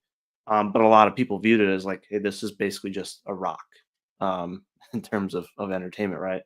And so they had high expectations because of how much he hyped it up, how much FNT and all of them hyped it up and all that. But a good comparison is Captain Marvel, right? Even though it made a ton of money, a majority of folks didn't like it, and a lot of people had, but a lot of valid people did like it. criticisms. A lot of people did like it though. Like, again, I if y'all want to criticize Air July, go ahead. I will comment here and there, but yeah, I've never said no, and I don't hate on nobody getting money. That's the one thing, at least that's the one thing I've been consistent on. I don't hate on nobody getting money at all. Whether you detracting or doing that. If you're doing foul, evil stuff, then yeah. But if you know, again, we just see it differently. Mhm. I grew up way different, so I just view a Oh, lot of I stuff was just different. trying to make the point that the amount of cash an idea rakes in does not mean it's not a measurement of its quality. Mhm. That's all. So That's all I'm trying to say. so if things are quality, why aren't people investing in it? You know, What do you mean? if because talking about quality is great. Quality is everything. So I agree with 1000%. But Okay. why isn't that thing that everybody keeps telling me is quality and it's so good? Why is that energy not being reciprocated financially? You know what I'm saying? Well, all Like, right. if Agreed. any So, product, all right. y'all's Consider this. Consider this. Like I don't know how much you know about, like, I guess crypto. Maybe this is a bad example, but there are things called meme coins, and these meme coins are just like spur of the moment. Trump coin. Ooh, I like Trump. Or Haktua girl coin. Right. Oh, I'll invest in Haktua coin. And oh, then what value, Tizo, what quality you does blocked it me, have? Brian. What the fuck, man? Don't be coming in here with that bullshit, man. Excuse me. I apologize for that. That was rude. Super Tizo in the chat, bro. Fuck you in the So, chat, bro. You ain't got the balls, man. that's a good point, Aaron. Is that, there was so much hype around it, and popularity and reach is, in a lot of cases, what brings dollars, right? That's why these movies could have a film with a horrible actress and a horrible storyline. They can still bring in people into the seats. They can still make a lot of money because they can hype it up, right? They have marketing departments, they have legacy characters, they have so many things that can bring attention, uh, to the product. Same thing with Eric July, right? He had what 500,000 subs on YouTube, hundreds, thousands of followers or whatever on Twitter, even though it was based around political commentary and well criticizing mainstream comics and films. Despair. Right, right. Rage bait in a lot of cases, in my opinion. But he probably could have sold rip a toilet paper and people would have bought it, right? Um, doesn't mean that that's going to be of quality, but anybody with a large following can sell a book, right? We see politicians, right, making crazy money on selling a novel. No one's buying it because they're that interested in that politician's life story. They're buying it because that person's famous. And I think that was essentially what happened with Rippaverse is he was famous in terms of YouTube. And a lot of people in the indie comic space even watched him, even if it was just for his commentary. And so that's why they bought the book versus, let's say, EVS. He's famous and well known because of his comic art in legacy books.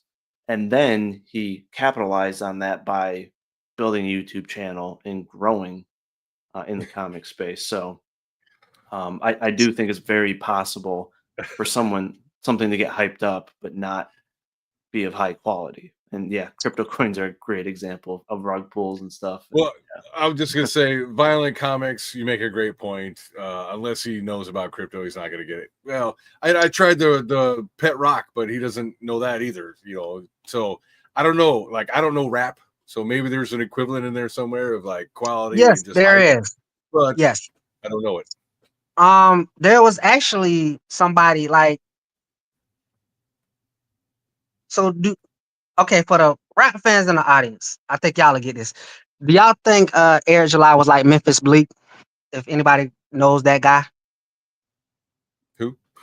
Memphis Bleak. Somebody in the chat for the thing. Like I said, I'm more a musical thing, so I could equate it because I see similarities. So I What do you apologize. think of what do you think of Eric's music? Your music guy. I'm not really the biggest fan of metal, but it's all right. Does he only do metal? Because his backwards brand or whatever, was that just metal or is it also like rap? I'm not like I do like alternative music. Like metal is just too much of the screaming. It's like I'm So you've listening checked like it out? You listened to like his whole first album or something like that, or no? no, I haven't listened to the punk rap stuff. I've heard a couple rap tracks. I thought it was solid. Like solid. Like it's a lot of rappers right now that can't rap, but they handling their business.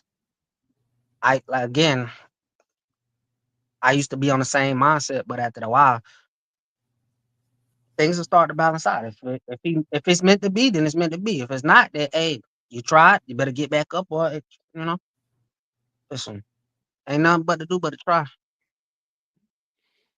Okay. But yeah, so it sounds like right, you agree though it is fair that people might have criticisms of his work and his approach to comics, right? Because they might have higher standards, just like someone might have higher standards for rap, right? Yeah, Because of I your I never knowledge. said like First I've of all, never. Stray Beans, he says, Stazer Man, I'm white. Can you use cultural references I understand, like craft beers and Subaru, please? I am going No, to protest against that because I am not a lesbian. I do not know about Subarus. Okay, so because I'm white and I don't drink craft beers, that's not for me. I'm sorry. Anyways, yeah, don't group us all together there, Stray Beans. Anyway. Hey, Yeah, listen, it's I mean, if Brad failed or his, hey, hey, you got to learn what worked and it didn't. I mean, I'm gonna still support him, but that's on him. He got to figure it out. Man. All I can do is just watch and and see. and that's fine. That's totally fine. You want to support them, but why be aggressive to people who don't support them? Oh, Why? because it's fun. Why call us cockroaches? Like that's Again, kind of a lot, you know. Like I'm you feel some a type of way dude. about you feel some type of way about that when they about because your chat just called me a coon. They said all this dumb stuff, and it's cool, but it's all right. But you think I should back off? Not on Bakari and the rest of them. But No, I'm you, just asking why spend all the time and energy online like fighting just random people on the internet about it? Like for Eric July in particular. because I'm a supporter and I'm part of Like it you is feel controlling. obligated or No, I don't feel obligated. Some of it seems to make y'all mad when I do. So I see. You just like stirring the shit. Got it. sometimes. Damn, bruh. Why I gotta love him? The man is. Come on now. Yeah. He loves him. Is that Come true? Do on, you bruh. Why love y'all? Eric Do you love? July? Do y'all love some of the people y'all go to bat for every 5 minutes? Well, Well, I the mean, I thing love is, my family. yeah, and the thing is, that, I mean, there are some people that are like hardcore EVS fans, right, and defend him and all that. But I think a lot of us don't feel Well, like y'all. we need to, or he needs us to do that for him, right? Like I if don't it's need to defend Ethan. He does just fine on his own. I said I disagree with him about the culture war stuff, bruh. How am I defending him? I'm talking to your chat because they, right. again, I get caught up with those guys, man. Well, I guess question would be, I mean, do you like love his comics, right? So much that like you do want to actually keep putting yourself in the line of internet, right, troll firing, let's say.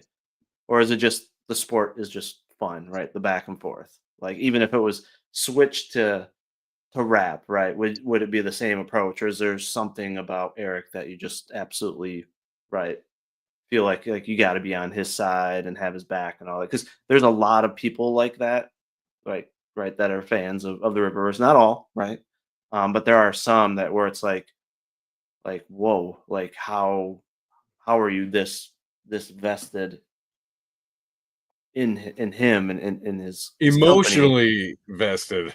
Because Like, a lot of times they're man. not using like information from his comics or giving examples like what's your favorite part, things of that nature, right? That's how that came up as a joke of like why are A you defending him hilarious so meme. hard, right?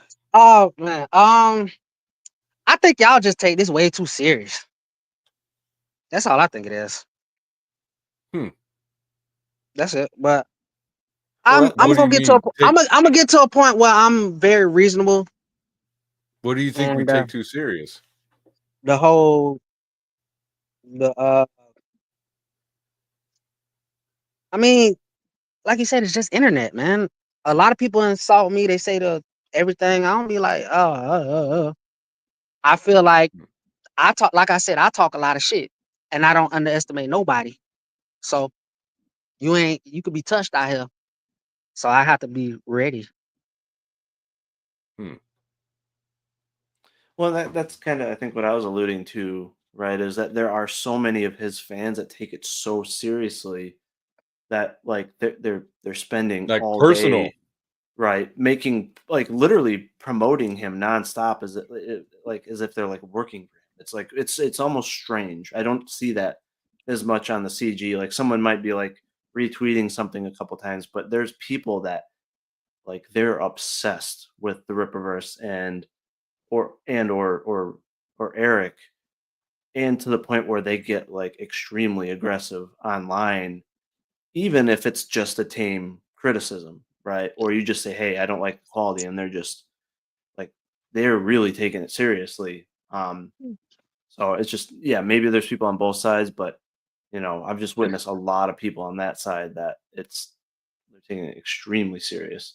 And it's not because I think in a lot of cases they take comics very seriously or they're like passionate comic fans. Like there might be on the CG side, but like there's just so passionate about him. Is that like Eminem fans who don't listen to rap music, but they like Eminem, and he's one I of the think greatest of that's a all time? fair.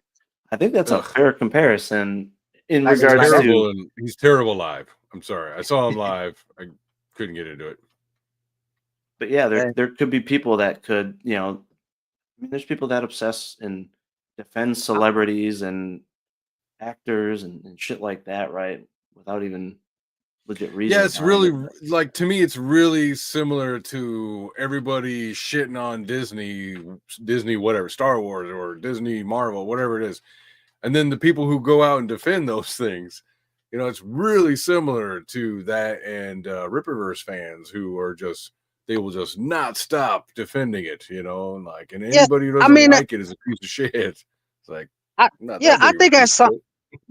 I think at some point they'll cool down. That's them. Hey, if you feel like Rippaverse is that, I can't argue it. I could just tell you how I feel. No, Maybe. well, there's But most of them, like I have associates or friends, online friends, whatever, who buy it and stuff like that. But you know, I mean, or have, I don't know a lot that still do, or like they'll oh, I bought this but not that because, you know, Mike Barron wrote it or whatever it is.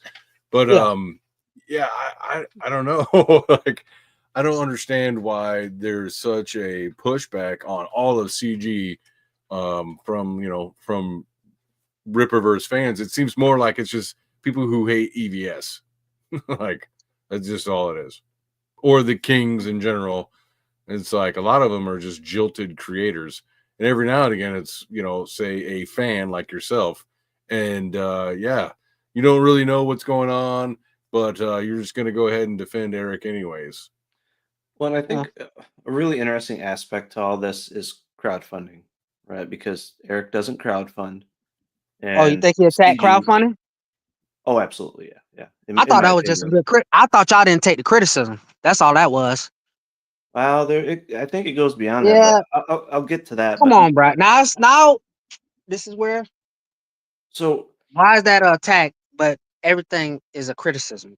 Help me. Well, understand. I wanna lead into that because, right, Rippaverse fans, a majority, let's say, right, they may not be familiar or passionate about crowdfunding, right? They're passionate about him, his music, his commentary, and now maybe his comics, right?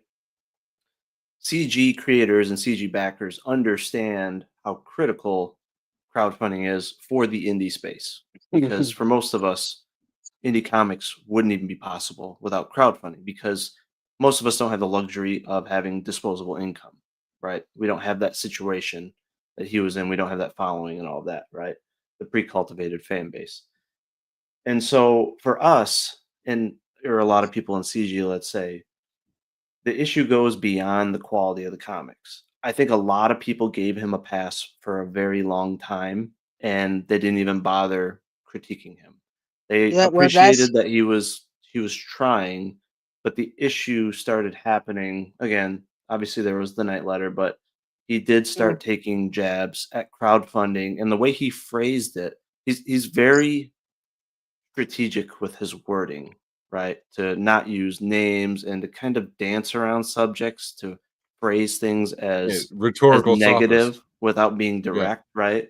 And I do think he took a lot of jabs at crowdfunding, and in my opinion, how he was painting it is like, hey, it's a risk. You should really consider avoiding the risk. Why? Because you have all these late campaigns, you have creators that are just gambling with your money. They're just sitting on it, right? They're being lazy. There's a lot of things that he said where folks in CG and in indie comics could read between the lines and be like, hey, that's talking down to crowdfunding. It's as if he's trying to convince people to avoid crowdfunding and go with his method, which I'll be honest, it's a very effective marketing campaign. Like, hey, those guys are doing it right or wrong. I'm doing it right. So come over here, and here's why you should stay with me.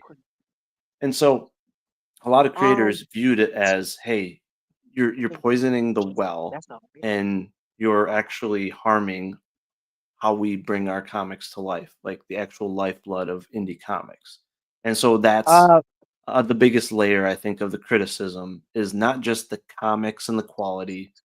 It's, again, his rhetoric towards crowdfunding and crowdfunding creators. I think we'll just have to agree to disagree. I think that's a cop out from y'all because y'all ain't putting in enough work. And if anybody felt some type of way, that means they doing that shit. If you putting in your business and you up front with your fans, I think they'll be all right. Y'all don't want to grind. And y'all think because his situation is not yours. I don't give a fuck if y'all grind. Clearly not, because you're Sorry. crying that, oh, I can't get my crowd I'm not crying at all. Do you know how much it Not you, costs? Aaron, but Let me ask you a quick I question. don't know how much Do you it know costs. exactly? Educate me. Okay. Explain to me. Even at the low end, right? Low to medium quality art, you're talking multiple $1,000s, right? You could be talking $3,000 to $5,000 for a 24-page comic. If you want to do a 48-page comic with a mid to upper level indie artist, you're talking anywhere from low end 5 up to $20,000, $30,000. Very few Americans have $30,000 or even $10,000 of disposable income that they can peel away from their families or their safety net, even if they have one, to create a comic. And you're right. Most of us are not in the same situation as Eric because he had that disposable income. He was very fortunate. Now, I'm not ragging on how he got there. He earned that money, don't get me wrong. He was in a great situation. But what I have a problem with is to then say, hey, I'm going to highlight all these risks tied to potential risks, tied to crowdfunding, and almost talk down to crowdfunding and say, hey, my way is the way. Because if you give a shit about the indie space and you want it to grow and you actually want to combat the mainstream, right? Because he made Yeah, his actually, living yeah. criticizing the mainstream, criticizing politicians, right? Doing the That's very things that we are doing essentially because of our issues with his comic book company. But I mean, you have to understand. Again, most people do not have the money to make a comic out of their pocket. so Make a novel, sure. That's just time, Well, he essentially. made a reputation. I mean, he's been in entertainment doing other stuff.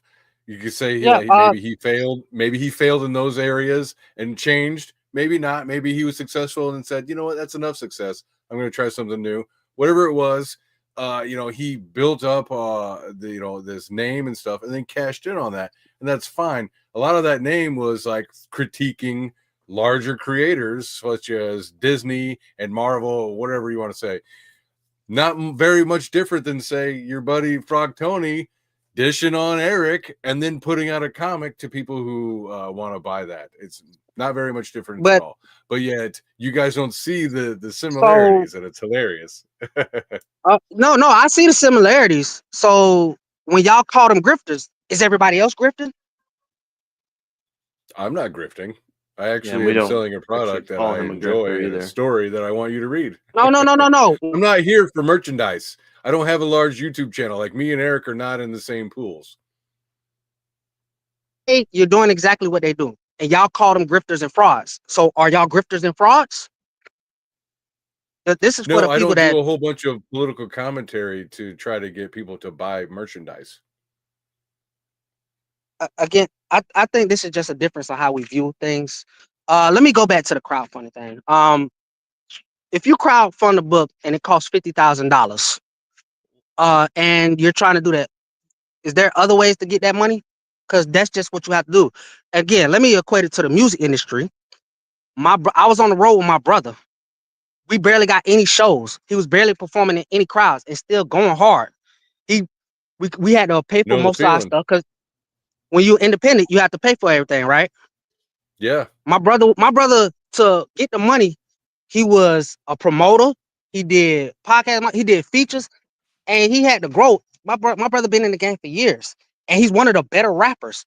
And hip hop, specifically, sometimes it ain't none of that friendly stuff. Yeah, you get on the feature, they'll shout you out, but it's way more competitive. So I guess that But is the did difference. he try making a podcast where he only took pot shots at bigger creators? Well, back in the day, that's how they had to get on. You had to take a shot at Jay to even have a chance. Now, how you interpret it is the difference. But again, my brother had to grow with the same exact problems about that. So again, if it applies to the people that ain't putting it in and is abusing it, then yeah, you took a you gonna feel some type of way. But if y'all doing what y'all supposed to do, how would that hurt the indie scene? Because there's a lot of people handling their business. It didn't hurt Well, any scene before, so why would it hurt it now? Again, you can well, have your critiques of Air July, contrary to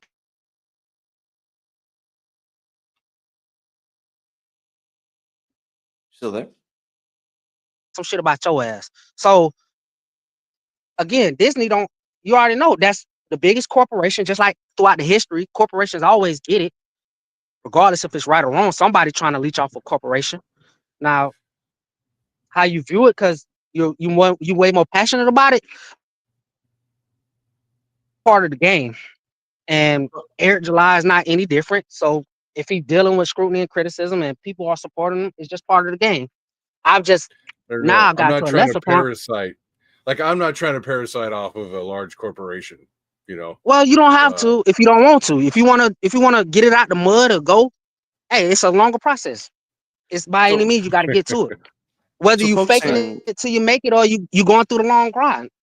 People are like, focusing on it's crowdfunding just though, it's a part of the process, man. Y'all just don't want to put in the work. Y'all just want an easy way out. Put in the work if you think crowdfunding too see, much. I don't want to hear that shit. That's a defeatist ass mindset. And y'all love to have that defeatist mindset No, when it no, don't go no, your way. no. I heard this bullshit from Eric personally, and that all that Man, can I go don't want to right hear the that fuck shit out the about window. if I don't you want to can't hear get the about money, you better I'm figure it not out, bro. grinding and What are I'm we not talking willing about? to do all this other shit. Fuck Y'all you telling and me y'all fuck so all that. passionate. Then find a way to create that passion and go find a way to get the money. I'm It's doing plenty of just ways. fine. Invest, crowdfunding. crypto, do all that Crowdfunding shit. is the I'm way. not bitching about it. Shit. Well, Man, but get the see, fuck out of here. If you that's like I said, bro. so. It's I'm just not gonna not. listen There, to this Y'all shit. don't want to put You're in not the gonna work. tell Y'all me just I'm want to be. not grinding. You don't know nothing about me, dude. Fuck So off. then you so good. Then you good. So what the fuck, then, bro? You so should be straight then, right? there are very Aaron, few people we taking got the advantage same of name, Aaron. My name crowdfunding. Aaron too. So there are very What you few mean? people taking advantage of backers and taking advantage of crowdfunding. Yeah. It's a very small percent, right? It's just as likely that someone could actually do a pre-order campaign. They could also we gotta wait for him to he must have lost his connection.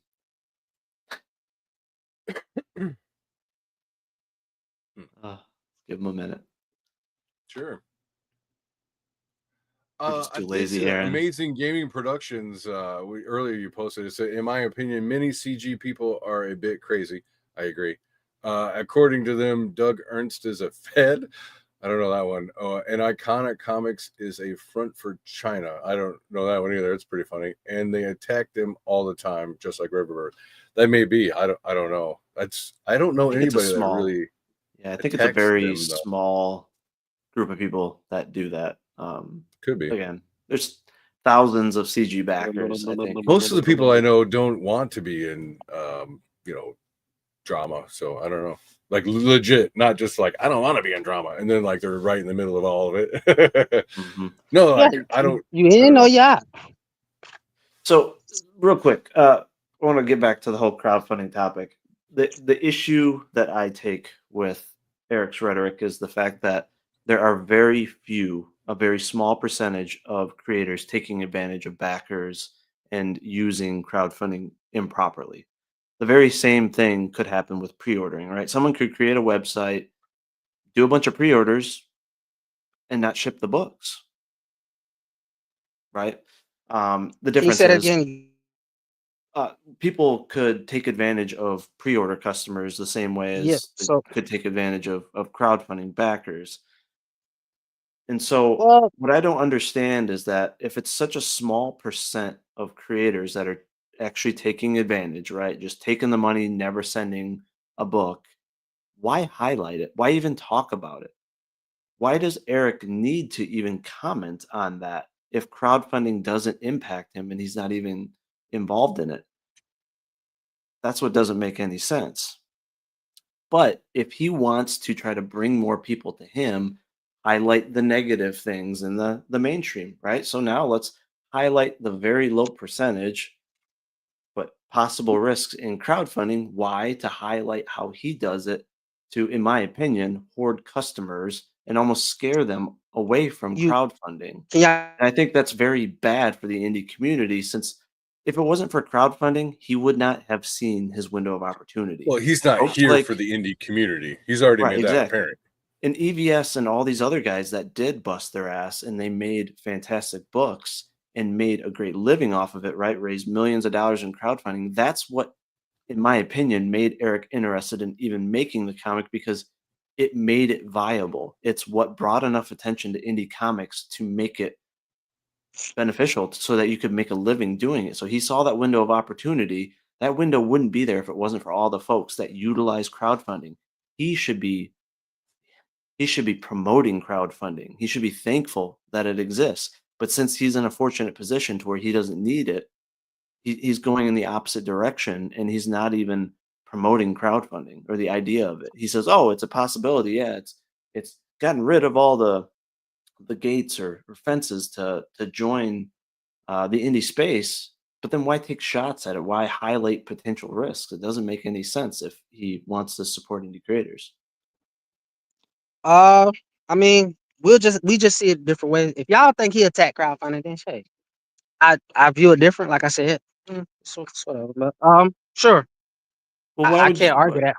Well, answer me this: Why would someone say, "Hey, 99% of indie creators don't have a business bone in their body"? Like, why would you say Hey, something like that's on that? that's him. If you again, you feel that way. I didn't know But y'all why took would him that you? seriously. If I y'all mean, don't view him as that's that guy, but that is an like insult to why now do y'all hang on 99. every word? Well, to say that 99% of indie creators can't run viable business, to me, that's saying like, hey, there's a good chance they're going to go out of business. Why even bother backing their book? You may not get it, or they may not even be around in a year or two. Like that's me reading between the lines. Like, because otherwise, why would you make that comment? It's saying, I hey, mean, these guys don't know what they're doing, but hey, look at me. I have this multi-million-dollar business. I'm stable. You're going to get 12 books or whatever a year. Like it's to me slinging shit at part of the indie space in order to make sure that you get more backers or more pre-orders. Yeah, and that doesn't just affect say EVS or even people that associate as CG. That's going to affect everybody that person that hears that shit and agrees or like puts it, at least takes it into account. Like you go to a convention, you're gonna see this dude, you'll be like, I don't know, or like you're gonna see something online and you'll be like, I don't know if I'm gonna get my stuff out of that guy. It's like it does affect sales overall. I think you need to trust the people a lot more. And But again, what if he's misleading the people?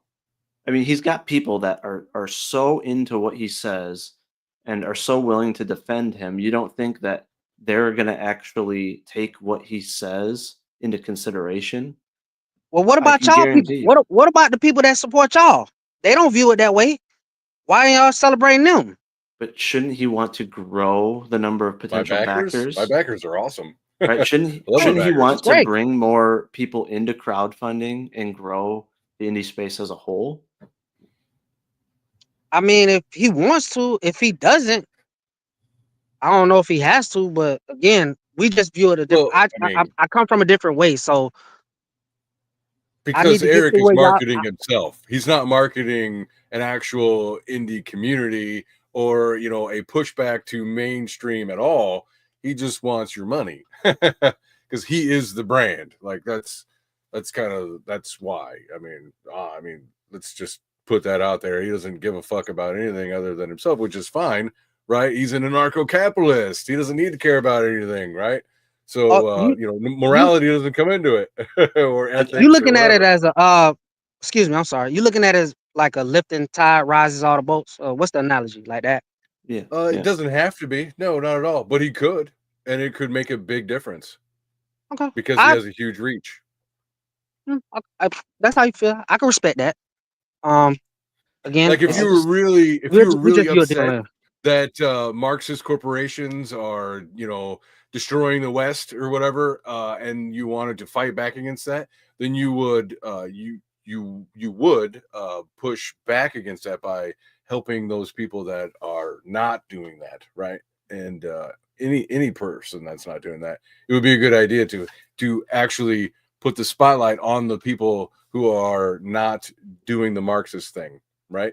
And destroying Western civilization. Instead, it's not. It's like, no, look at my stuff. My stuff ain't doing that. Oh wait, I'm not bringing politics into this now. Well, which is it? I just You find know What are we what? doing? Let me ask, can I ask y'all a question? yeah. Sure. Because I think maybe my issue is I think too much musically. 'Cause like I said, I was around my brother watching his growth when he was when my brother first started rapping, he sounded like Ti, straight like Ti. The cadence, the words, the music was similar. He sounded similar to a couple artists and Trick Daddy. Though those were some. I don't know if y'all know them. That's how he sounded. That's when he started. When he got to a point, he started to grow. But again, he went through the same. He would have had if internet was out when he was first rapping, it would have been the same thing. But again, music is a little different. So I guess I'm coming in here like a musical approach because the way I see it, should I approach it from a different angle of truly trying to understand how the comic book industry is? I see the similarities in the blood sport. I don't see the similarities in the approach. Is that should I take it from a different approach? I'm not sure what you're talking about. I'm sorry. I mean, I'm for talking me, about I just the way I operate or the way I'm coming across it. I see similarities between the music industry and the comics industry about Okay. the purity of it. You know what I'm saying?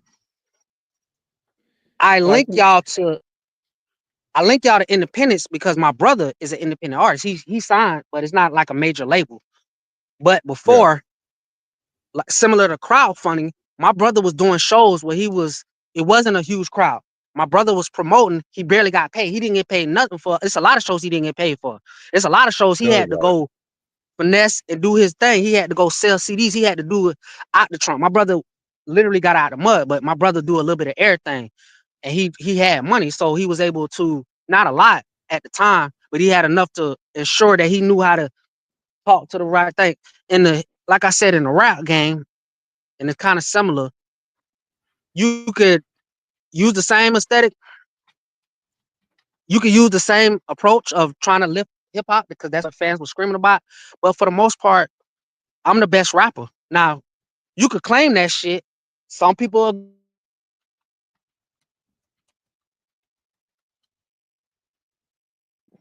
when he was at the top of the mountain, see, ain't nobody had no issue with Drake. Ain't nobody say nothing, but they had the same. Well, let me take it back. Because Drake had the same issues. Because everybody was on Drake. Drake was getting all the money. He was doing his singing thing.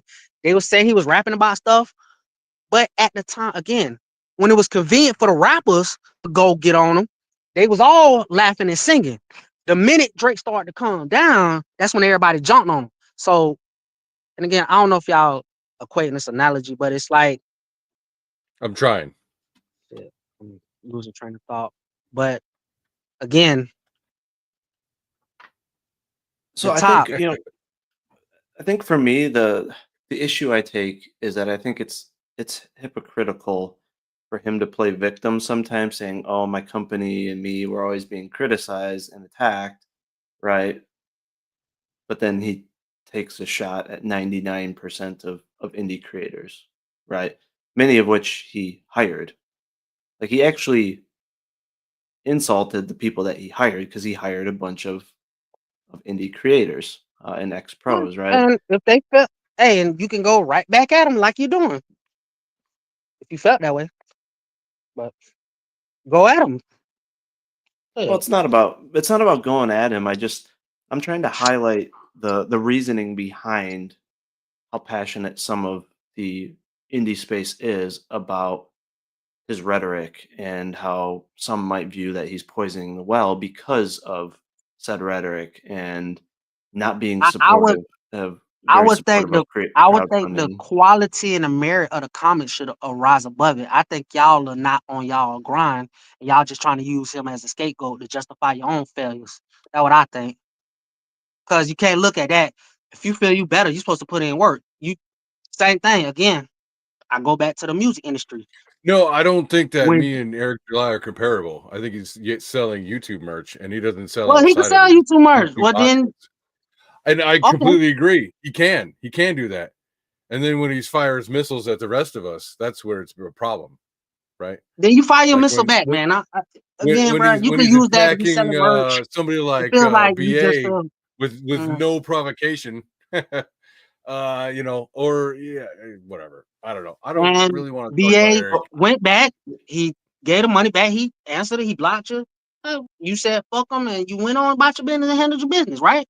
Well, that was Aaron that did that, actually. Exactly. That's what I would think the approach is. But So Aaron took that approach. Y'all didn't. I agree with your comment about merit and quality. And if that was the case, his books would not be getting the hype they would be getting. And in fact, if funding equated quality and merit, while a lot of CG books would outfund actualized books. So they're not out funding, even though they check all the boxes that y'all keep saying. Yeah, because it's about reach. Man, It's here we about go. This is what popularity. I don't like to hear, bro. I don't like to hear that. That's a cop out because y'all are not in it. Y'all have veterans, right? Y'all know the game, right? Well, Don't sell me on that, man. CG is a mixture of veterans and new smaller creators for So sure. again, because everybody like to point. So where did all those CG fans go when they left Eric? I don't know what you mean. You mean the ones that stopped supporting his books? Yeah. They trying to are they influx to y'all campaigns to make them better and better and better? Well, they didn't leave CG to support. That sounds like a They pie argument. They No, supported. I'm talking about the people that left Eric. Are they still back in CG books? If they were originally, there's a good chance that a majority of them are still. Yes. Yeah. Mhm. So what's the problem? That's what? How many fans that is? That should be a lot, right? Yeah, but compared to his 500,000 subs, right? Even at a rate I don't of know. 5 or 10%, right? Put me on Fox News. Well, and being on. Well, you gotta go find a way to get on Fox News, Aaron. You gotta go out there and make it, bro. You again. I'm trying to learn, bro. Whatever I say against Eric Joe, I'd be like, oh well, you're just jealous or whatever, or you're just not doing enough, or it's no, we're in two different pools. Like I was saying, like he does his thing to his subscribers, right? His subscriber list and his reach and all that stuff.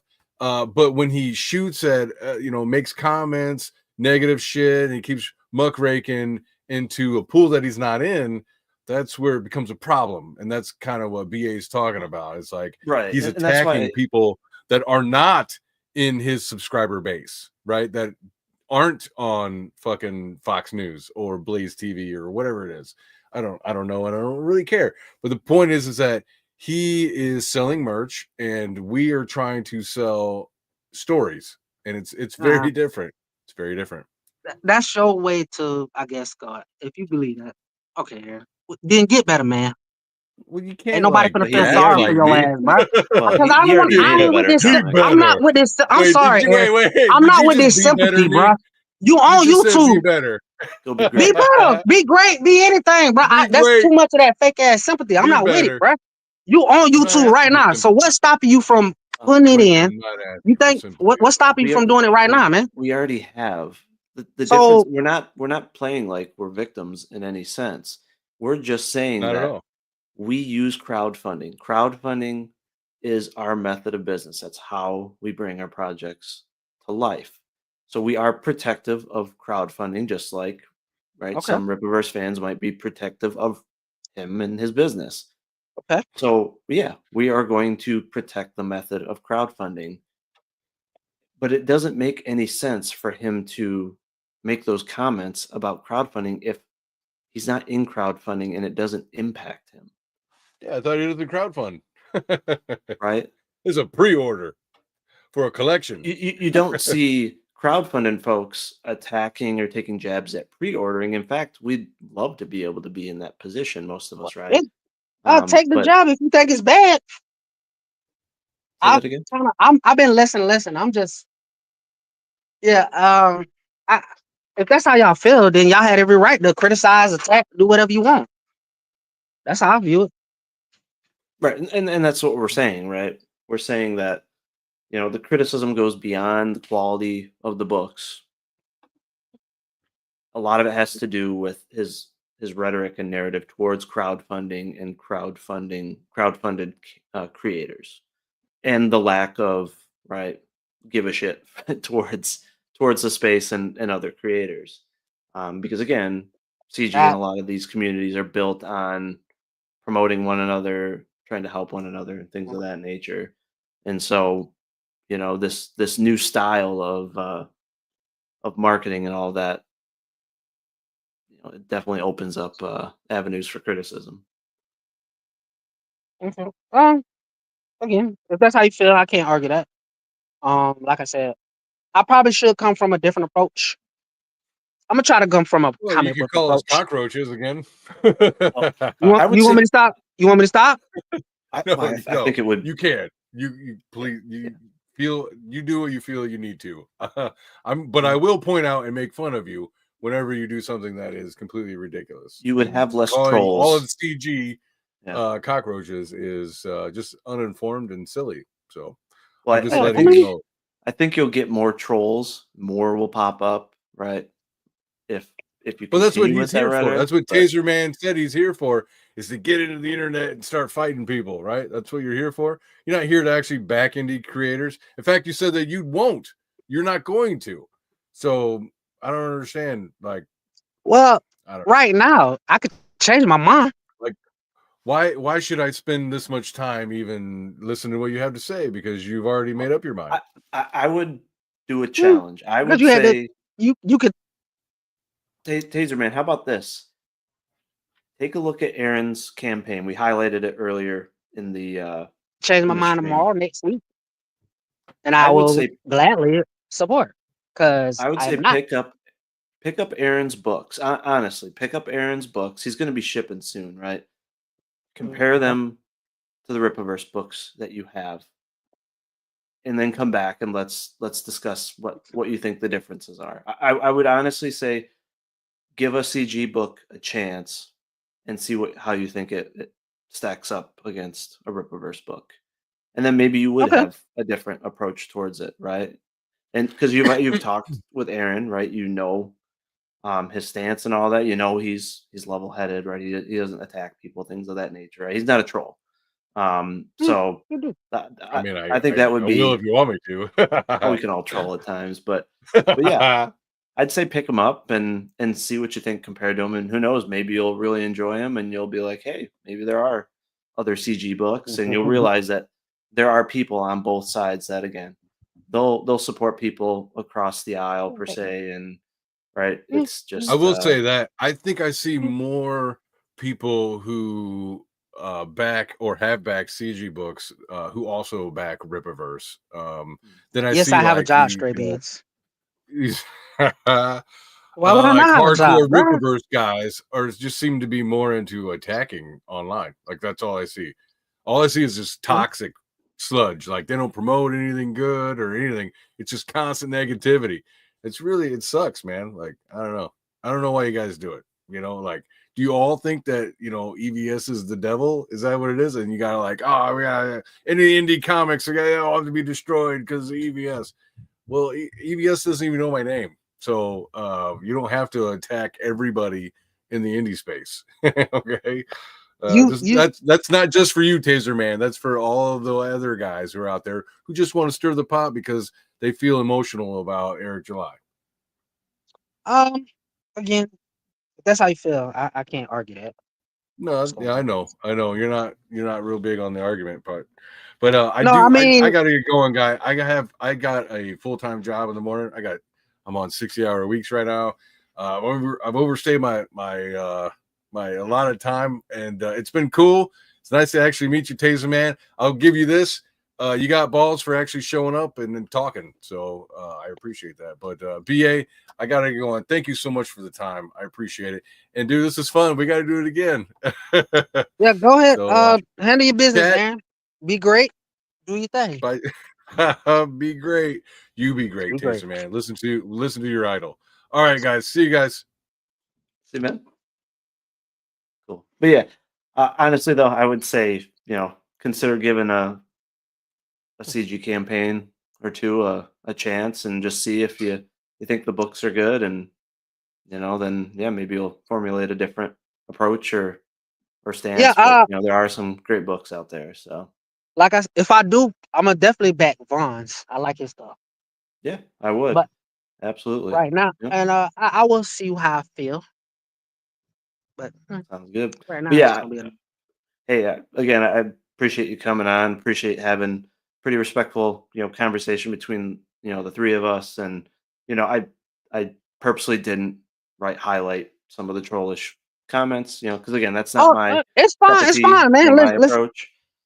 if that's Um, it's your stream, but it's fine, man. I but- understand I'm coming into hostile streams. That's fine. well, me and Aaron aren't hostile. I think you could see that now. But my main thing is I just wanted to give you some exposure to some of the CG creators that aren't aggressive, right? We're not looking to stir shit or anything like that. We just voice our opinions and all that so that you could, just see that, we're not all like how you may view some of us are. You know what I mean? Yeah, the chat is crazy, bro. You know Yeah, what though? like Like I said, I'm a probably approach it from a different perspective someday. Right now, I'm not there yet, but hopefully I can get there one day. Yeah, yeah, maybe back in some of those books will get you there. And hey, at least hopefully you won't view me and Aaron as cockroaches, right? sure, BS. You a good man. You in there. Y'all are some good people, bro. Thanks, dude. All right, well, I'm gonna let you go. Again, I appreciate you coming on. I applaud you for having a conversation. And I'll say that to anyone out there that wants to have just an open conversation. So kudos to that, and you have a good rest of your night, man. Yeah, you too, man. All right, And take I care, will dude. think about insulting less. I don't know. I don't think you should hold me to my word though, but I'll think about it. All right, sounds good, dude. All right, take care. Well, that was fun. Um, you know, I think again, it's good to have discussions with opposing viewpoints, and you know, sounds like he has fun interacting with the chat. So appreciate everyone watching that and all that. So before we head out, want to bring up my campaign. As mentioned previously, this is going to be closing out before the end of the month. So probably in about 3 weeks, it's going to be closing out. I'm trying to get this as high as possible. I'd love to get to 15K on here, but even if I could just get to 13, that would be great. Every dollar that I make in this campaign goes directly into the comic issue that's currently being scripted, and character designs are getting created. So um, the more that I raise, the quicker I can bring that comic to life, and the better chance that I'll have of having it completed before the campaign starts or the first 60 days close. So, for anyone that's new here, it's a two novels and a mini comic about a gargoyle and a team of vigilantes fighting terror in Detroit. Terror, which is headed by a maniac who has unearthed a Nazi-era mind control serum that he is using to create an army of super soldiers to take over the city of Detroit. So this gives you the best of both worlds with prose as well as comic art. There's about 500 pages of prose between the two novels. And then the mini comic, as you can see with an interior example here, is to introduce all the major and supporting characters so you know exactly what they look like and you have key information about them while depicting major scenes so that you can play it out like a film in your mind. Get that visualization that's missing from most novels. And this features a lot of awesome art by Corey Barton, who was in the chat earlier. He also did art for Aaron's Immortal Rising. And we also have a variant cover by Skunk Artworks down here on the mini comic, as well as a black and white version with this beautiful two-way Joe Ball cover. There's also a duology 2-in-1 novel version with this Joe Ball cover art, which is just absolutely beautiful. There's also some Joe Ball trading cards as one of the perks or add-ons. And yeah, these will typically ship out within a couple of days. I have full stock of everything. Also some Elliot Rodriguez art here as well. We have original art for that Skunk Artworks wraparound cover, as well as a 3-pack of original art by Elliot Rodriguez. Would love to get all of those into the hands of a few lucky backers. We also have lunch boxes, we have puzzles, we have aluminum signs, posters, almost anything you can think of.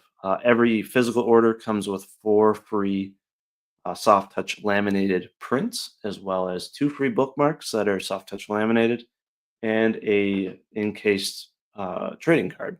So you get a lot of goodies. The best bang for your buck is going to be the Let's Get Physical perk here. You get both novels, all 3 versions of the mini comic, and all those freebies I mentioned for just $50. So please consider backing these. And if you love novels or at one point read novels in your life, I think you'll find that this is a very immersive reading experience and give you that that change of pace, right? Pick up some novels while you're waiting on some comics, and I'd like to be able to give everybody the best of both worlds. So appreciate everybody checking this out and for joining the stream. Was a lot of fun, a lot of great comments here, and a lot of fun, provocative comments. So, and yeah, if anyone ever has any questions about myself or the campaign, just shoot away. Always love interacting with everybody, especially during live streams. So, but yeah, I don't think there was any other big topics to cover. So, yeah, thank you guys. Have a good rest of your night. God bless. Take care.